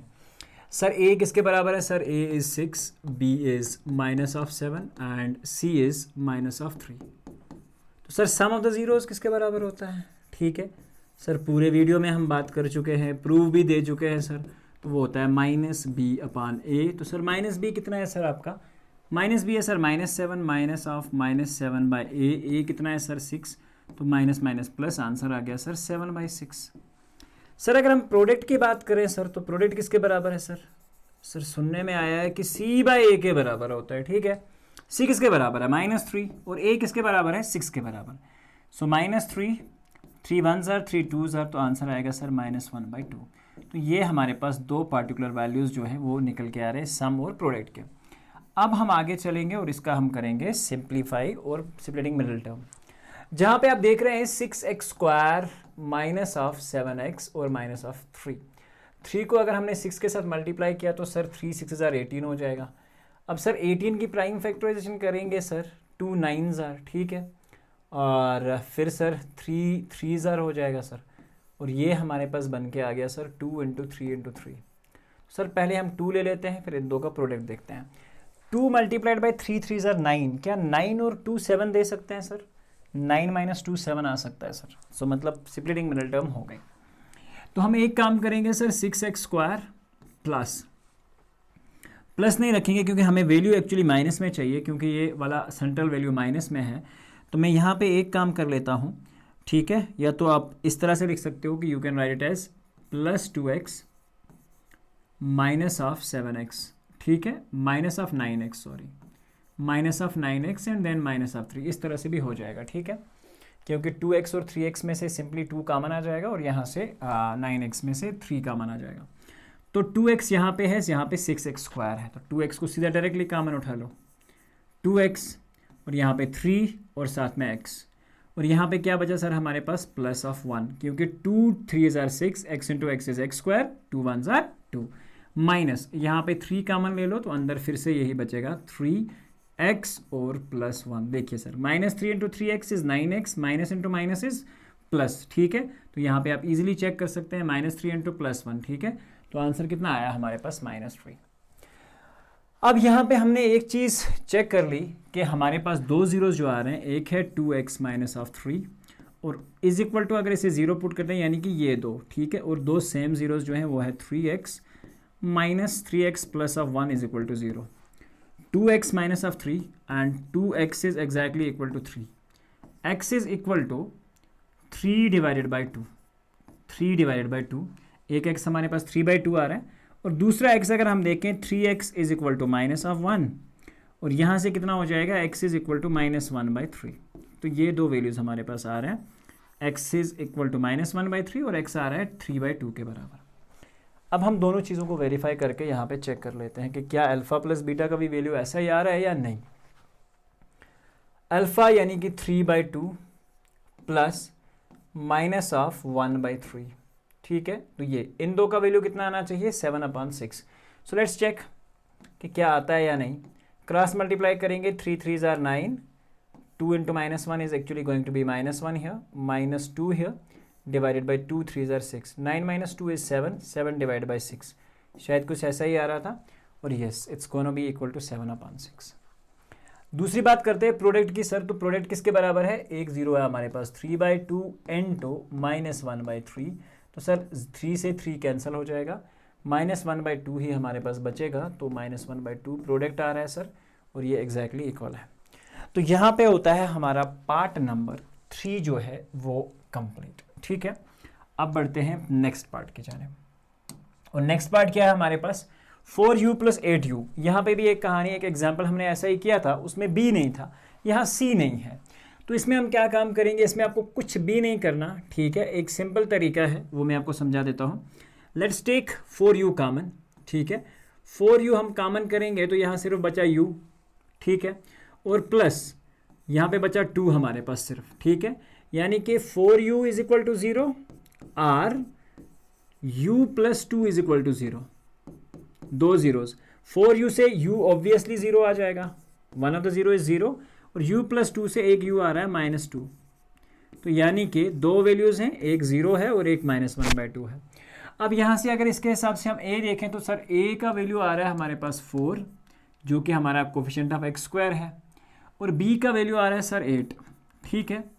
तो अगर इसके हिसाब से हम सम ऑफ द जीरोज देखते हैं, ठीक है, सम ऑफ द जीरोज वो किसके बराबर होता है, सम ऑफ द जीरोज वो होता है हमारे पास, सम ऑफ द जीरोज देखिए 0 प्लस -2 किसके बराबर आ रहा है, -2 के बराबर।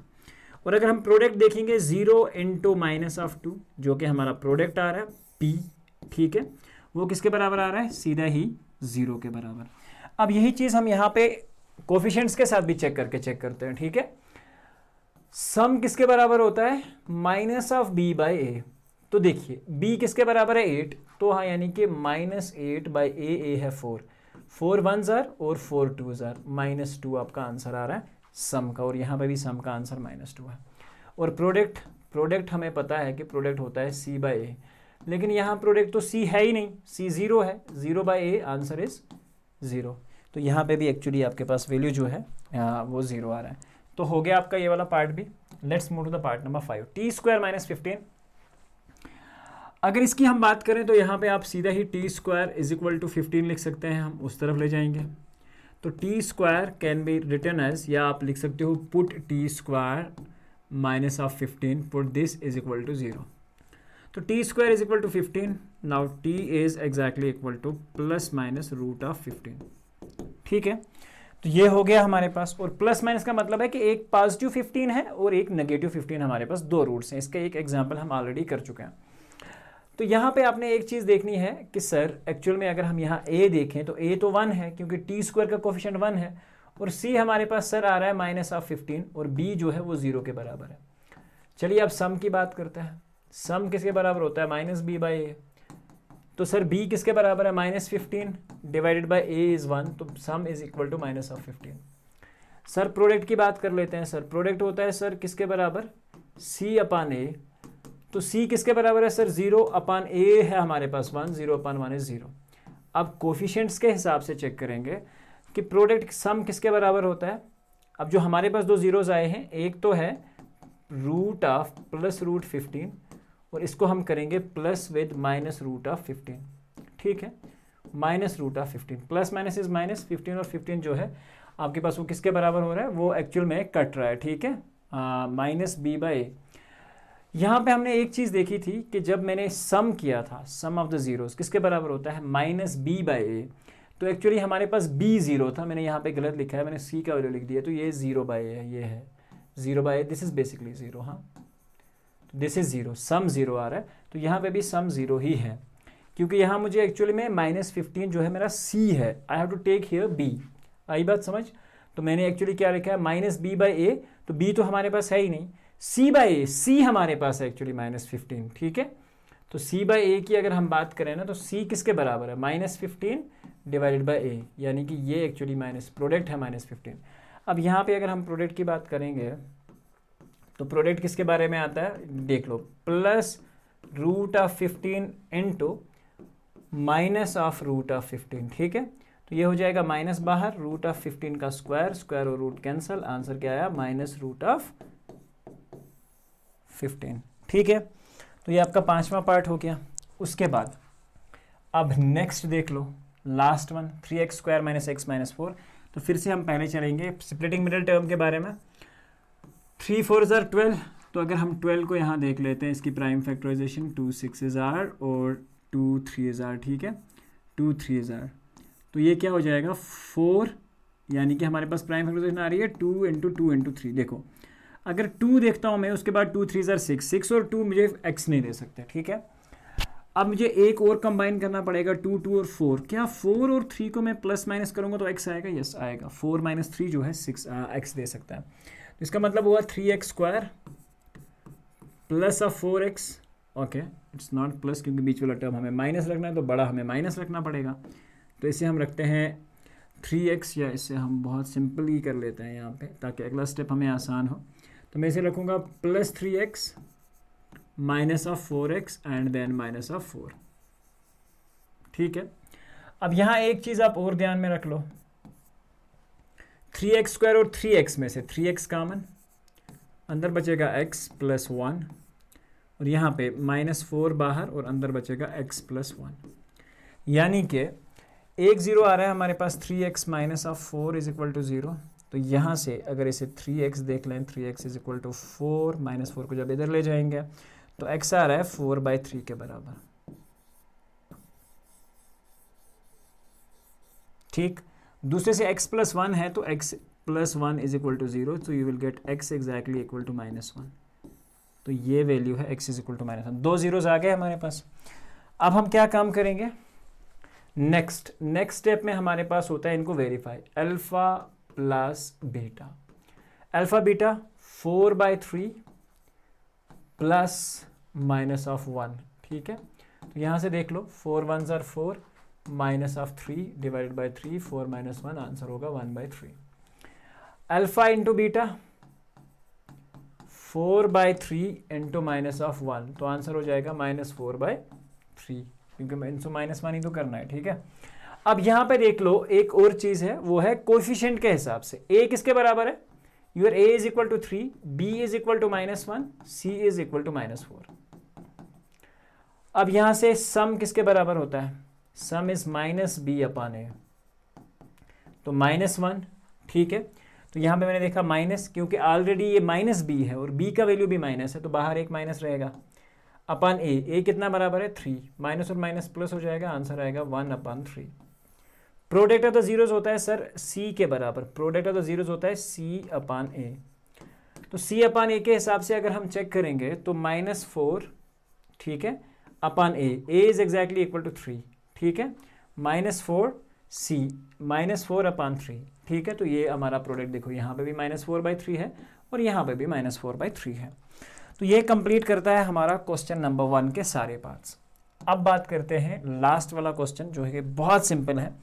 इस पे एक एग्जांपल भी मैंने आपको दिखाई थी इसी चैप्टर के अंदर, तो वही वाला यूज़ करना है हमें।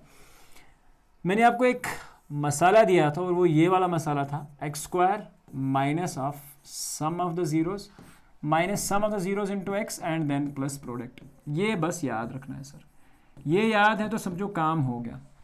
तो x² रख लिया हमने, minus of sum of the zeros, sum किसके बराबर है, सम पहला है 1/4, तो 1/4 into x and then plus product, product है -1 के बराबर।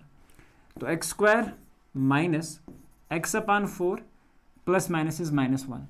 अब देखो जो भी नंबर मेरे पास डिनोमिनेटर में आएगा उससे थ्रू आउट आप मल्टीप्लाई कर दो। अगर मैं सारे को थ्रू आउट मल्टीप्लाई करूंगा 4 से, मल्टीप्लाइंग बाय 4 इंटू x², तो यहाँ हो जाएगा 4x² माइनस यहाँ आ जाएगा 4 से 4 हो जाएगा कैंसिल, आप बचेगा x माइनस ऑफ 4। तो ये रहा आपका पहला पॉलिनोमियल, ठीक है। Please take the note here. Next 1/√2, is it right now, 1/√2। इसे हम एक बार वेरीफाई भी करेंगे, लेकिन उससे पहले मैं फार्मूला देख लेता हूँ। x² फिर से वही वाला है और सम, ठीक है, x² minus sum into x और plus product of the zeros, plus product. अगर आप इसको पहले हम एक बार टेक्स्ट से चेक कर लेते हैं, 1/√2 ही है कि 1/2 है, is it right. So let's check, this is the last exercise. Okay okay, so this is actually equal to √2 only, ठीक है। तो ये एक्चुअली में किसके बराबर है, √2 के बराबर है। तो ये है, अब मैंने क्या करा काम, x² ऐसे ही रखा minus sum of the zeros की जगह क्या दे रखा है, √2, सामने x रख दो और प्रोडक्ट किसके बराबर है सर 3, तो +3। तो x² माइनस √2x + 3, ये रहेगा सर आपका क्वाड्रेटिक पॉलिनोमियल, ठीक है। बहुत सिंपल, 0 एंड 5, कहानी फिर से यही है, x² minus sum into x plus product, ठीक है। x² ऐसे ही माइनस ऑफ सम, सम तो 0 ही है, इंटू प्लस प्रोडक्ट इज √5, ठीक है। तो ये प्रोडक्ट कितना आ जाएगा, √5। तो x² minus of 0 into x is actually going to be 0, x तो ज़रूरी है नहीं, प्लस √5। तो ये रहा आपका रिक्वायर्ड क्वाड्रेटिक पॉलिनोमियल, ठीक है। नेक्स्ट 1,1, बहुत simple, x² minus of sum into x and then plus product. अब यहाँ पे क्या है, x² माइनस ऑफ सम 1 है, इंटू एक्स प्लस प्रोडक्ट भी 1 है। तो x² minus of 1 into x is -x and then +1। तो this is your required polynomial. Next part -1/4 and 4। तो इसमें भी क्या करेंगे हम काम, x² minus sum into x and then plus product. तो x² minus sum, that's minus and then -1/4 of x and then +1/4। तो यहाँ पे फिर से एक चीज़ आप अच्छे से चेक करेंगे, ठीक है, exactly it's 4/1 and second is 4,1, ठीक है। तो अब अगर इसमें आप ध्यान रखेंगे अच्छे से, x इज -1/4, तो x² जो है, ठीक है, और इसमें मल्टीप्लाई करूंगा, माइनस और माइनस क्या हो जाएगा, +4, यहाँ ऊपर x आ जाएगा, so sorry x divided by 4 and then +1/4। अब देखिए डिनोमिनेटर में 4 है, इस 4 को हटाने के लिए अब थ्रू आउट 4 से मल्टीप्लाई करेंगे, तो 4 इंटू x² 4x हो जाएगा। जब यहाँ पे भी 4 से मल्टीप्लाई करेंगे, यहाँ पे भी 4 से मल्टीप्लाई करेंगे, ये 4 कैंसिल, ये 4 कैंसिल, आपके पास बचेगा सिर्फ x + 1। तो this is your required polynomial, ठीक है। अब बचा इसका आखिरी पार्ट और वो है 4,1, ठीक है। तो फिर से कहानी वही है, एक्स स्क्वायर, ये वाला फार्मूला जो है इसे अच्छी तरह से याद रखो, into x and then plus product. तो यहाँ पे क्या है, एक्स स्क्वायर माइनस सम की जगह क्या है 4 इंटू एक्स प्लस प्रोडक्ट क्या है 1, तो x square minus 4 of x and then plus 1. So this is your required polynomial, and this brings us to the end of this chapter as well. So I hope कि ये सारी चीज़ें आपको अच्छे से क्लियर होंगी. तो please do check this all, and up till we are meeting in the linear equation, till then take care and God bless you all. Thank you.